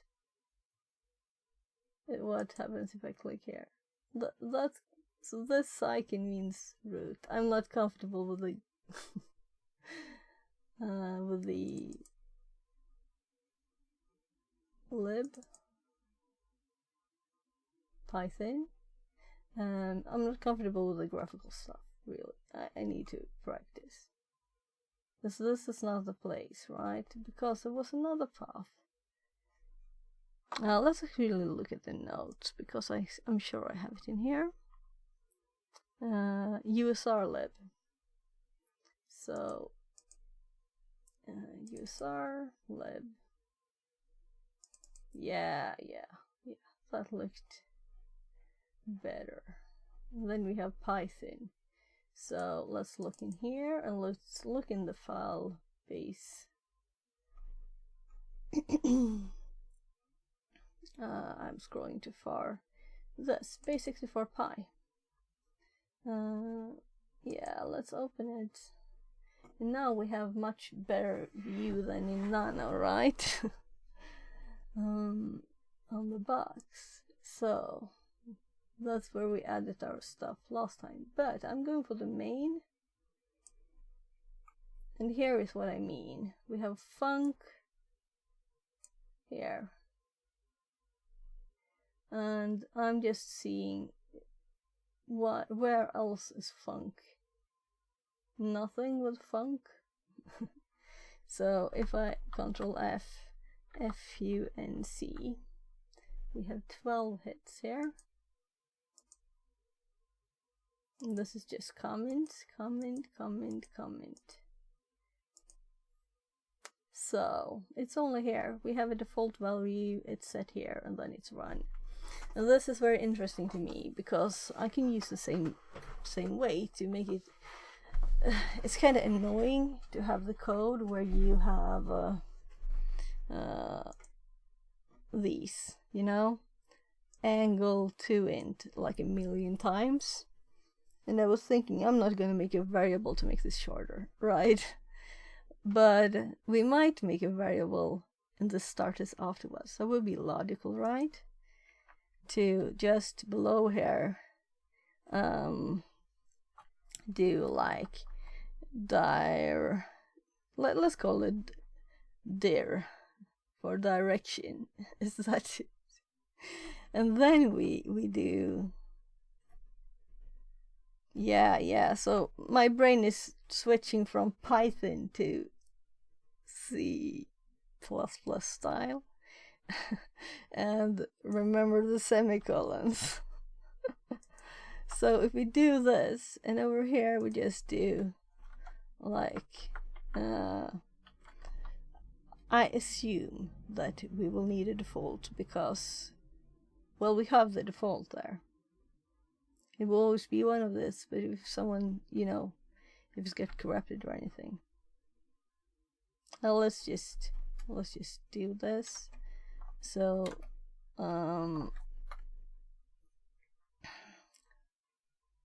what should be the default? Open the claw.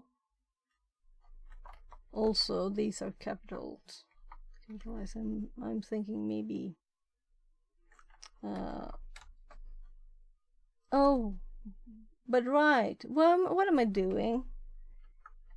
Why was I thinking this was Python? I'm not going to do this now because it's not worth it. But we could do this definitely in C2. But I'll have to set the type and everything, of course. So my brain didn't work because no, I think it's okay for now. What I was going to do was actually to change this angle to something else. And for this, we need the actual header file for it and the servo H. And I did open this several times. Yeah, look, we have the path there. So how would can I open it here somewhere? Yeah, right, go to definition. So here, so it's actually the C file I need. Can I go to that too? What is this? Okay, go to,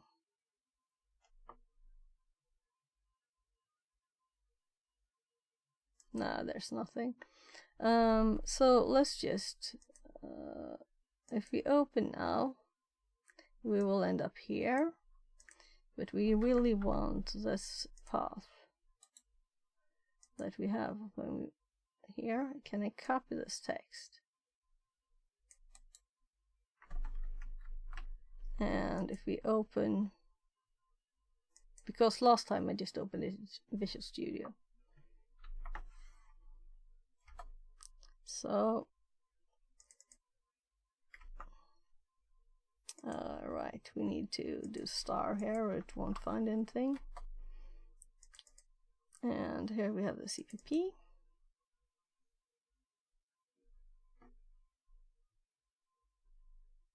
No? Okay, whatever. It was kind of easy this way. As long as it doesn't, like, crash.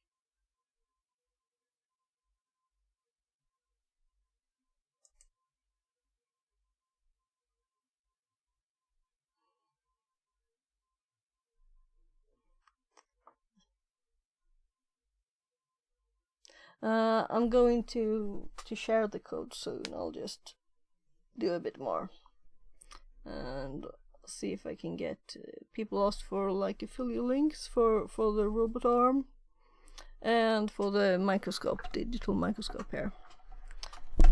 Let's see here, you can see it. So I'm going to see if I can add that first. So why is it like this? Because this is on top and we don't actually want to start any of these. We just want a file. Do we have a recent here? No. My goodness. Is it still 2 windows? Yeah. So if I close one of them, let's see, it's not still loading. It's still loading. Giving it a chance. Meanwhile, I'm going to open. Yeah, so it actually did open it. It was just extremely slow. So this is where we have it. So now we can see here, and I'm sorry for. We can, since we're actually dealing with that, we can just use it like this. And let's close, we don't need 2 of them open. So what's interesting here are the ticks and the conversion. Microseconds to ticks. That's not, we want the conversion between degrees and microseconds.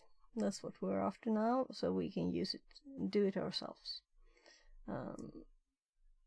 And I kind of think it's somewhere in the bottom. So here we have the read and we have the read microseconds.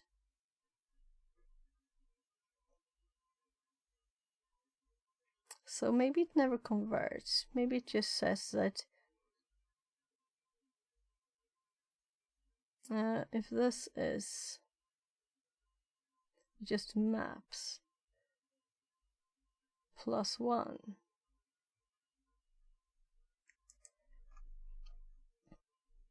This is when it's getting it from it, you know, but it's not actually getting it from there. It's getting it from the. But it's still interesting, this. It's getting it from the object, not from the actual server. It doesn't have any information from. So the write is what we're using. We're using this normal write, and we're using a value between 0 and 180. If it's not,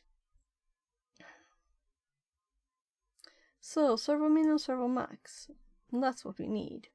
Sorry if I skip steps. I'll do it slowly. When we write a value between 0 and 180, it will treat values less than 544 as angles in degrees, and the other ones as milliseconds. So it's running the right milliseconds for the rest. Valid values in microseconds are handled as microseconds. Fixerbot says. New follower Fmunin. Less than Welcome 3. in. Even the TTS had a problem pronouncing it. Maybe. Maybe that was correct. Fmunin. Money. If you want, you can just tell me what I should call you. I'll try to remember. So, if value is less than 0, then value is 0. If value is more than 180, it's 180.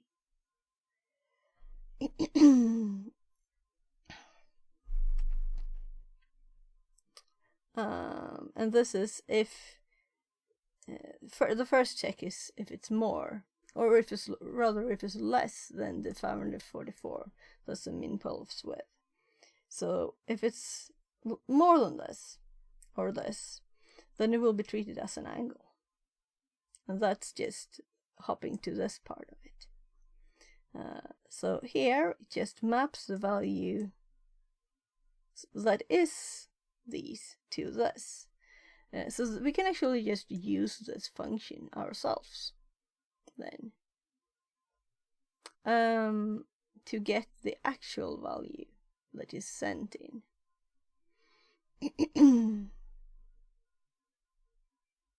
Yeah, and it's sent in here both.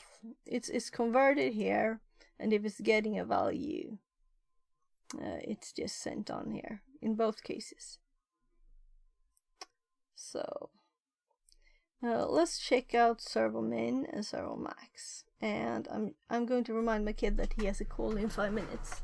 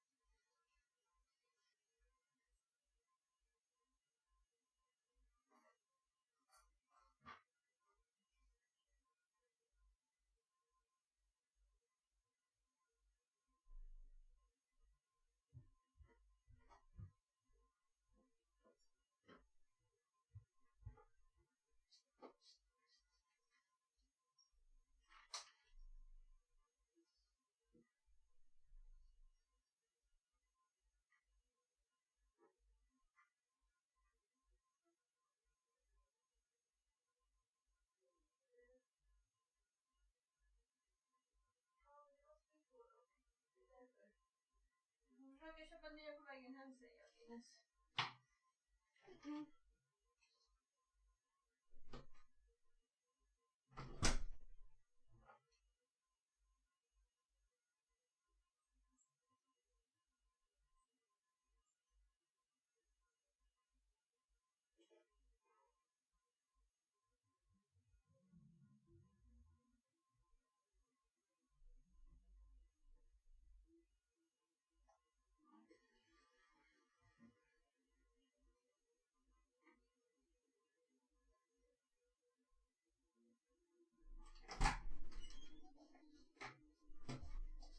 So, I'm back. Sorry for running away. So, let's see now.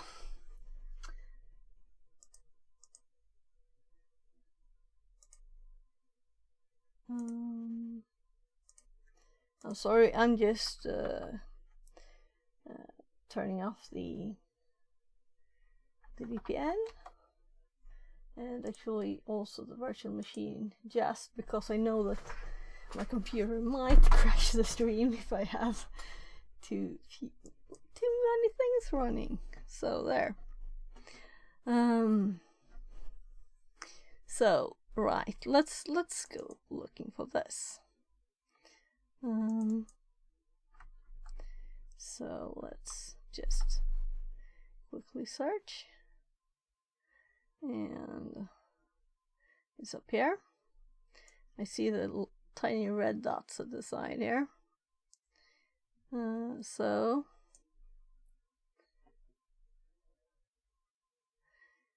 let's actually copy the bits that are interesting.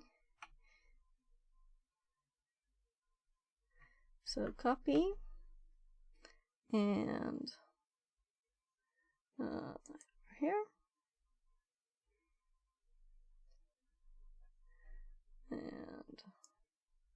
these are part, of course, of the server.h, so we don't need them. I'm just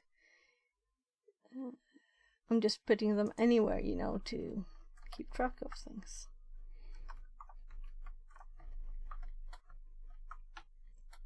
So these lines could be nice to have to remember everything, and these actually use these. So if we search for this one instead,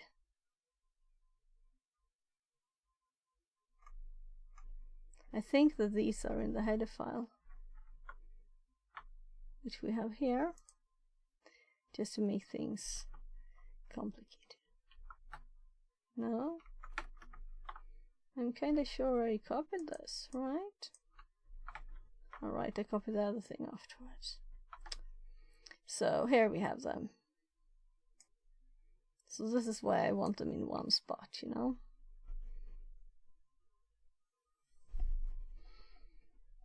Default pose width.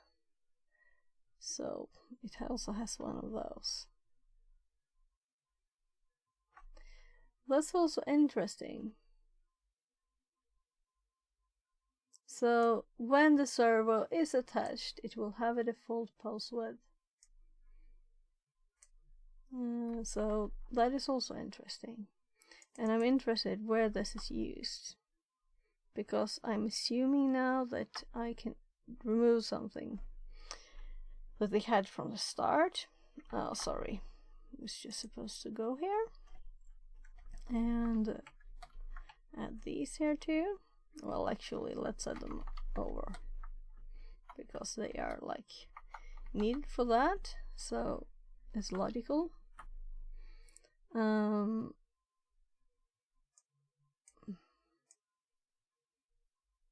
So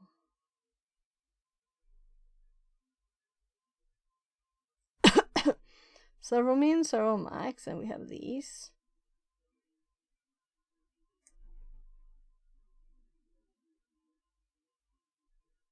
So the attach, let's see, is the default in here too?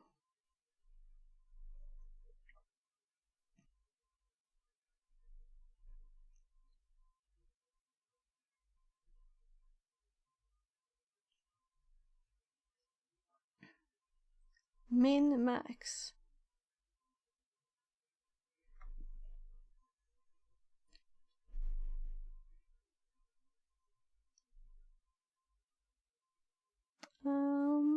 Interesting. Does this mean that it sets a min and max here? Min max.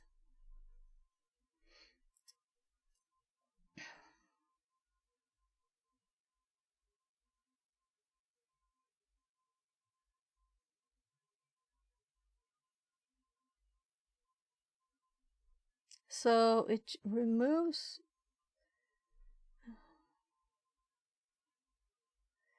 4. So the resolution is 4 microseconds. So where's the default one? If you look here, you also have the default one. So this one is not long, so we can just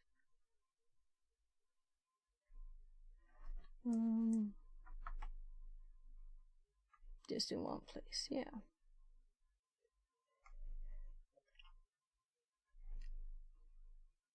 Let's also read the comments for attach. Attach is given pin to the next free channel. Sets pin mode, returns channel number. Or failure. As above, it also sets the min and max values for writes. So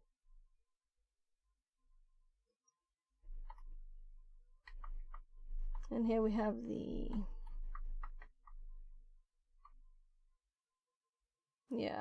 200.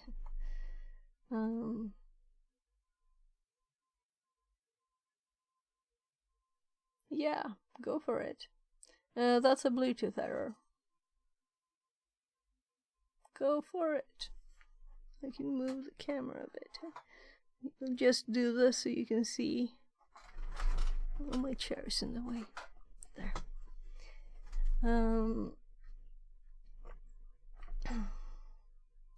So I'm driving away with the car at 13:15, so about an hour, and I need to eat before that and make food for my kid.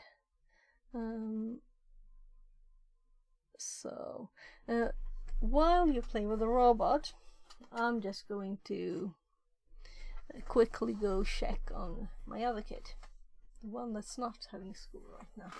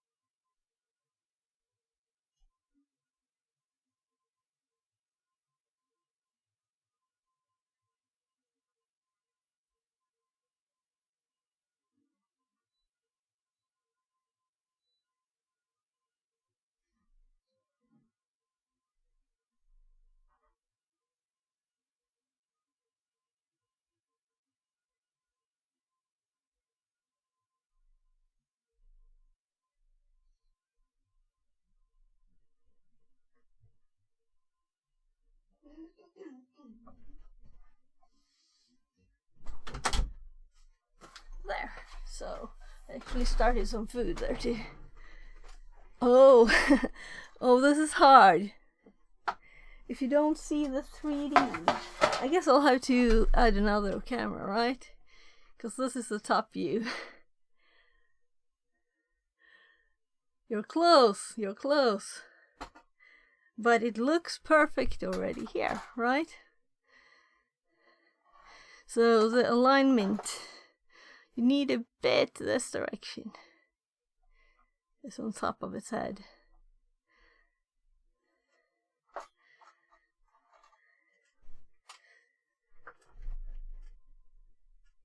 So, let's continue.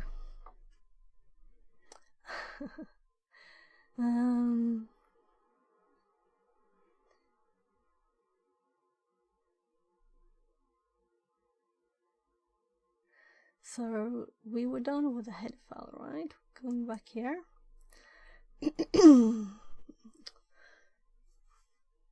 So attach does. And to quickly switch back to our file, we already have this pulse width minus times 4, and here it's instead split by 4.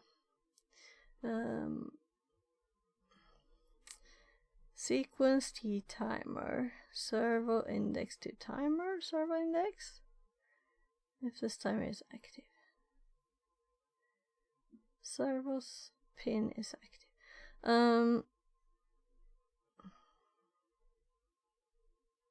So this is when we're setting the variables, the min and the max.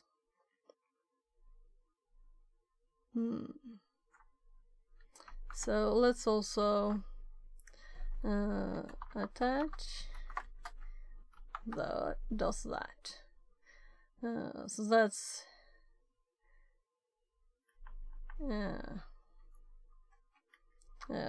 it's also the initialization of the values to something, because this is when we start the connection, start the timers, init the whole thing, and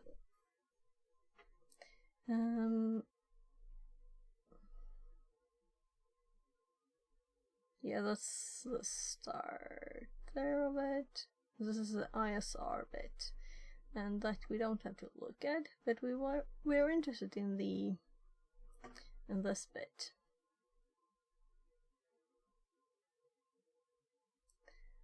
So the write does this and this. Let's copy the whole function, and this is done after the attach, where the min and max has values, but servo min and servo max here use these and the min and max. So, oh, power run out of my ear. So the TTS would be echoing now if someone said anything. So, there.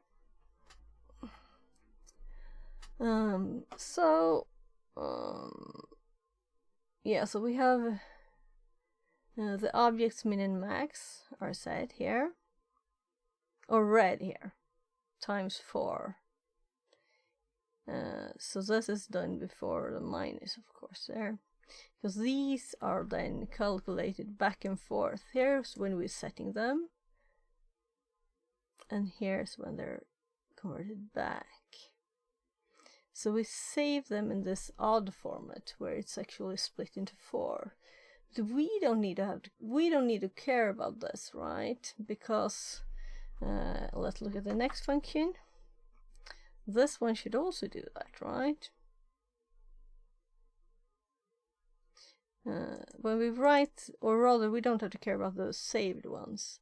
When we write, this is what we're going to use also.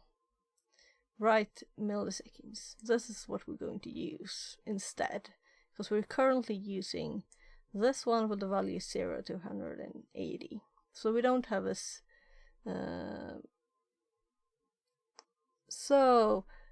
You're too high up, you're on top of it. So if I do this again, you can see you're over it, and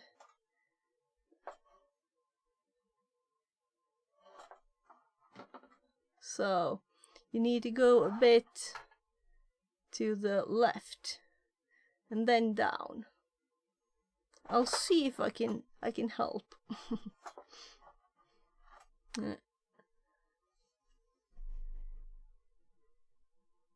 So B is back, right? So we're still, here is over it, just beneath this one.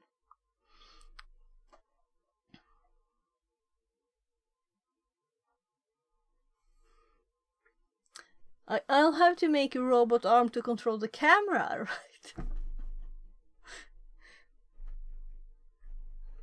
That would be fun. To be able to steer the robot arm, you have to have a robot arm to control the camera. That would be crazy. So, did I copy this? Well, let's actually close this one. And let's go here. This is what we're actually going to use. And when we send this value in here, we can go here where the colors are. When we send the value in here, it first just checks that the servo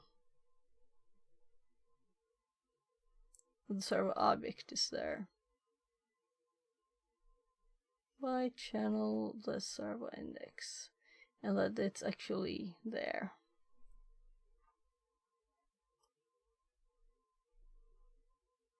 So this is the top of it. It's kind of close to this side. Yeah, so you still need to go left a tiny bit.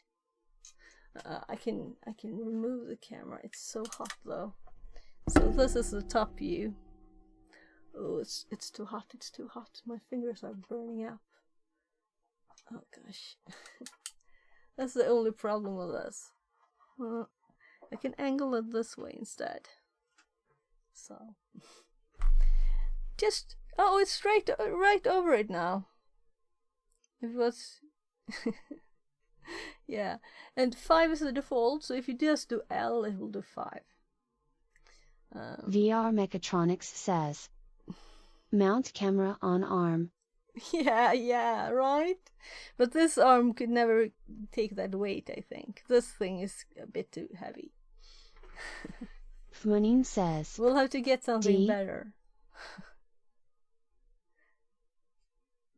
Yeah, that works too. It only reads it. If you skip the exclamation mark, it reads it. That's the only difference. So it both works. And if you're interested, I can show you it's simple in OBS. Let's see now. So, calculate and store the values for the given channel. So first we just check the channel. Ensure pulse width is valid. So this is what it does. We don't have to do this. It just checks the values are okay. And then trim duration.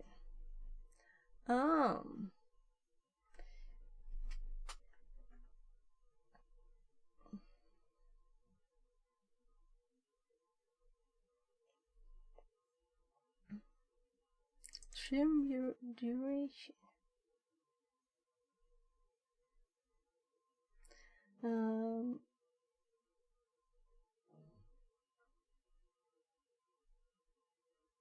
So I'm kind of thinking we don't need to do much, you know.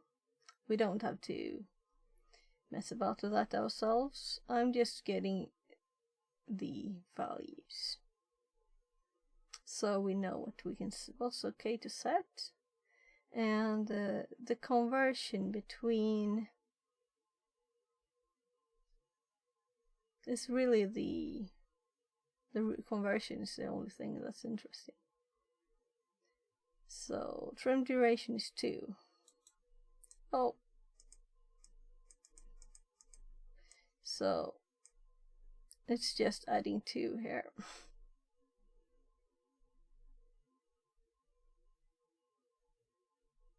That's funny. Kind of funny. So if we look back at this one, the only thing we need to do is really this map, right? But we don't want to use the 0 to 180. We want to use the steps between 2. So now we know really that servo min is 0 and servo max is 180. No, I mean they're not that, they're the equivalent of that. So that's why we put them up here. So, but to calculate servo min, we need the in value. And the in value is set when we attach. So where did I put the attach bit? That's where I am here. This is what it's set to. And that's when we need this. So let's just simply copy paste numbers. So this number is actually what's in here, right? And this number is what's in here. There. So then the min and the max, those are parameters in here. So let's see, look at the attach one again.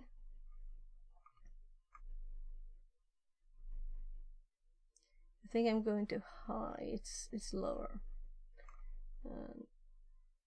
VR Mechatronics says, read. I suggest using a raw egg on a plate. Smile XDD smile. Raw egg on a plate to pick up. Oh my god. Well, that's a challenge. And also a GUI challenge. Here's the attach function. So these int, min and max, what values they are? Oh, I think it's just on top of it now. So if you open it and lower it again, you'll get it. Maybe you need to close it a tiny bit more, because it was in kind of the upslope of the head. So just try again and you'll get it. And all those errors are Bluetooth communication errors, so it's nothing we can do about it. Oh, you need to open the claw first. It's trying to... If you open it, it will go down now without moving it. So, open before down. So open it maybe 20 at least. Yeah, so there, now. I think you can just close it now. About the same amount, maybe.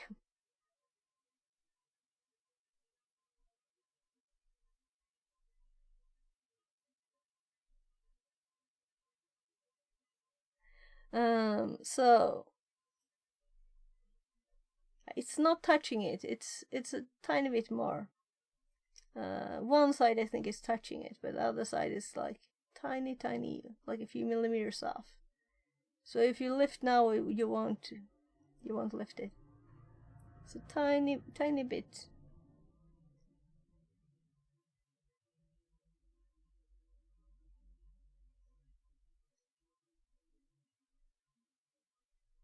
So now it's touching it. The question is if it's tight enough, but you can just try and lift and see if it's tight enough.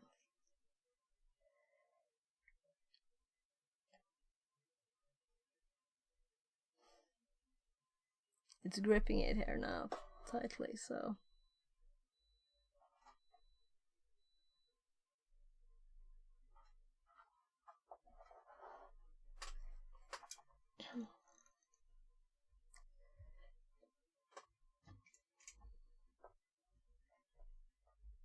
Munin says, "This is fun."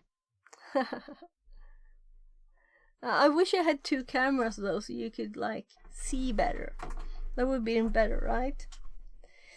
But let's make it better because it's going glitchy. You know, it's every 1 degree it stops and goes again.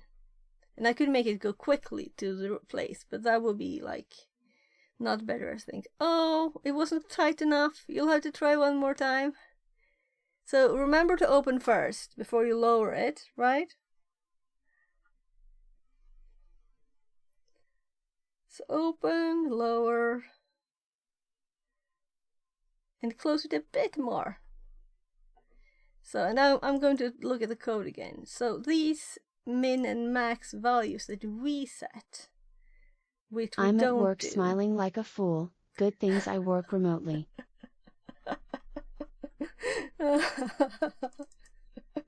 That's great, that's great. So open it.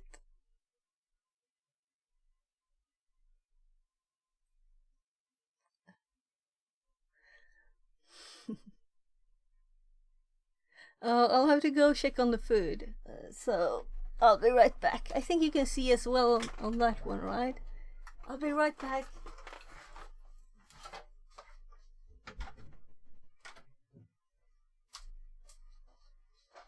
Linus, kollar du maten eller? Ja. Okej. Jag tänkte om du behövde en hjälp eller någonting.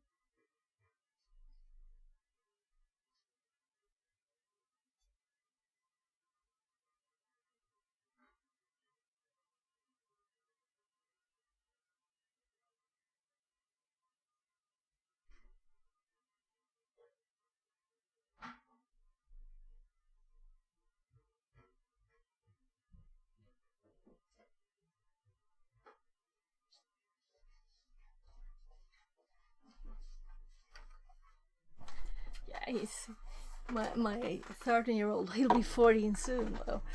He had taken it all out of the air fryer himself. So I think he was hungry, but he can do it all himself too. So. Troll Royalty says, "Are you doing cybersecurity or something?" Yeah, I was doing a box called Valley, but we finished it. So this is like just the end of the stream. So right now we're just trying to improve the controls of the robot here. So F Munin here is trying to lift the purple thingy off the table. We'll see. And I'm looking at the code to try and trying to use the microseconds instead of for the pulse width of the THM wave that controls the robot arm servos. So the angle of the motors, the servo motors, they're set but actually by a square wave like this of power. How long have you been knowing how to do this type of stuff? Also, did you put together that robot? That's amazing. Yeah, but it's a kit, so I'm going to get an Amazon affiliate link or something. But it's a kit you can buy. But it's not very strong or anything, but it's kind of cool. I like it. So I think you might need a bit more power to the grip. I can see if I can feel it here. So yeah, well, we'll see. Just do your thing. I'll try not to look too closely.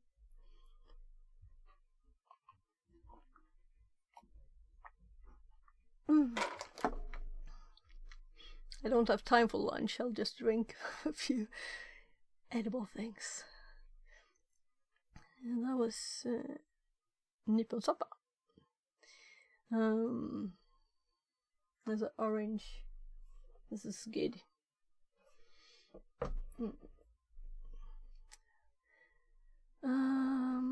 Like rosebud almost.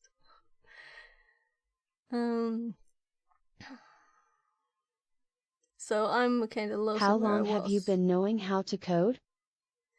Oh, I've been coding since I was like 10, 11 something. So it's been quite a while. But this I'm just learning now.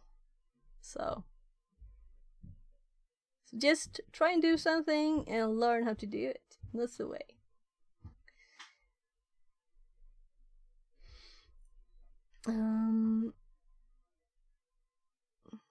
I'm just checking where were I really. What language are you most comfortable in?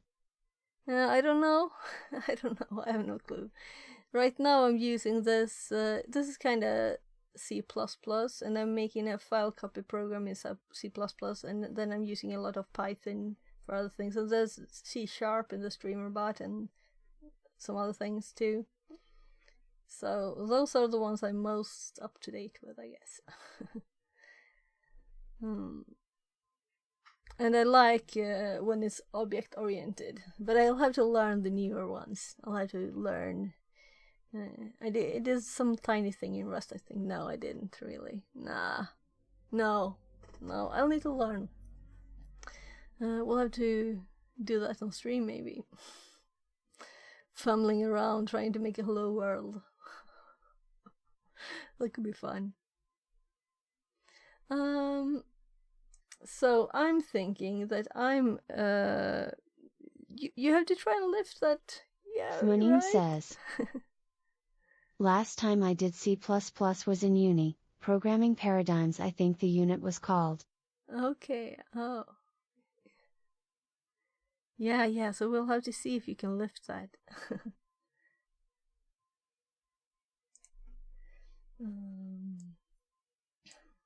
So let's see here. Come on.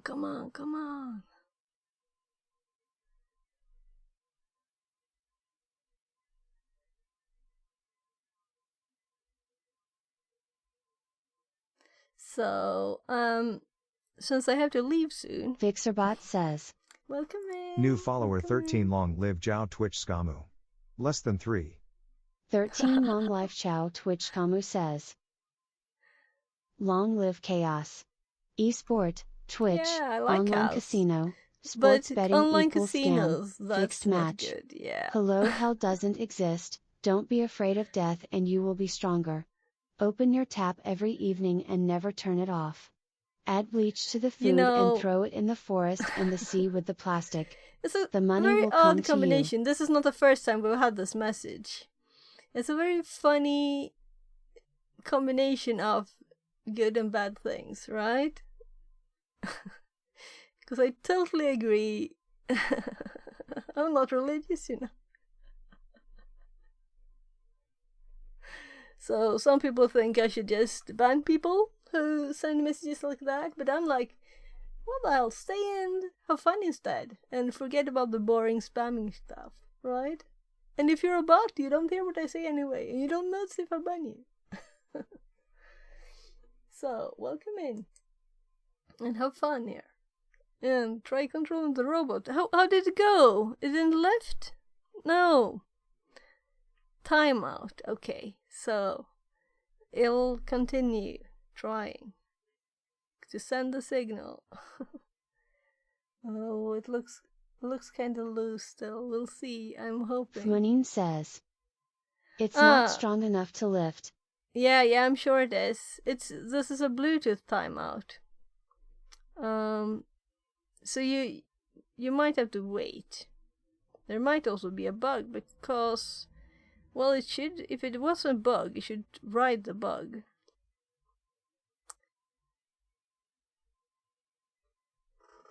I didn't hear the motors, but that doesn't. It's much more quiet since I changed the code. It was really. Yeah, I heard it now. Yeah. VR Mechatronics says. Munin on a straight arm it is too heavy, you need to reduce F45. Yeah, but no, not forward. Go back instead. Lift by taking it backwards. So like a B30 or something. You can do B30. It also lifts it when it drags it closer to itself, because it goes up when it goes back. Oh, there's one motor is over stressed here. So I think you closed it too much. So it was trying to close it. You see, it's all closed now. So if we were to do open 50,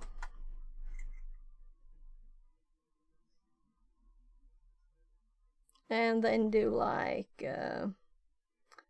we can move it a bit closer though, and then let's like do up. No, let's just try forward 30. Fixit says. And then just do like F30. Close 30. C30. And then I see that it's not closed, so I do C20. C20. And I'm cheating, you know. And then we do back 40. Let's see if it can lift it. B40. So it can lift it. The problem is only that I don't know which one it was. says. Or a plush soft toy. Yeah, Fixit we says. could do something softer. B10. We could do like up 20, see if it works. U20. Yeah, and then we could do like left 90. L90. So it can lift it, but exactly the up one seems to be the most sensitive. It can't do far. We could do like up 999 or 9,999 and see if 9,999. It's not going to go far, but now it's just sending information here first. So, and I'm looking for someone to raid actually, because I'll have to drive my kid to school soon, and I need to get something, a sandwich or something at least. I don't see anyone to raid, but we can always, well, it's like we will have to raid here, so we'll have time to talk. So thank you very much for being here, for joining me today, and having fun. And yeah, I'm in a bit of a hurry. I didn't find anyone else to raid. I know that his chat is kind of like VR Mechatronics says. Thanks for stream. Thank you. The funny thing, as soon as I mention raid, you know, half people leave, but whatever, that's okay.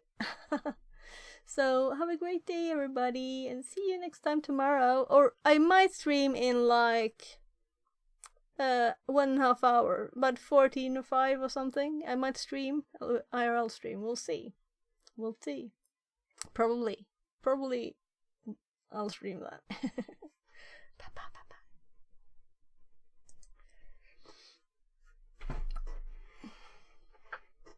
Fmunin says. This was fun. Great day, everyone.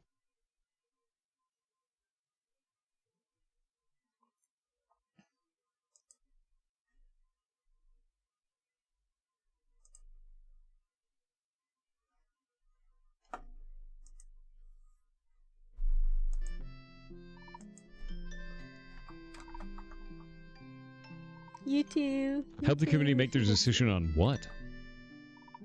On you? Can't I spell? Yeah, it's the same question I would always put then.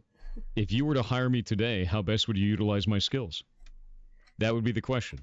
I don't know if you went How best would you utilize my way, skills right now if you were to hire me today? That would be the question I would ask. So. That's the ending question of every interview. Yet, so in case you hear Have a great day, everybody. Yeah, answer the question with a question. Indeed. And The there. Platinum 42 with $10 said, Morning Thor, I wish to say thank you for being an inspiration. For a long time I felt very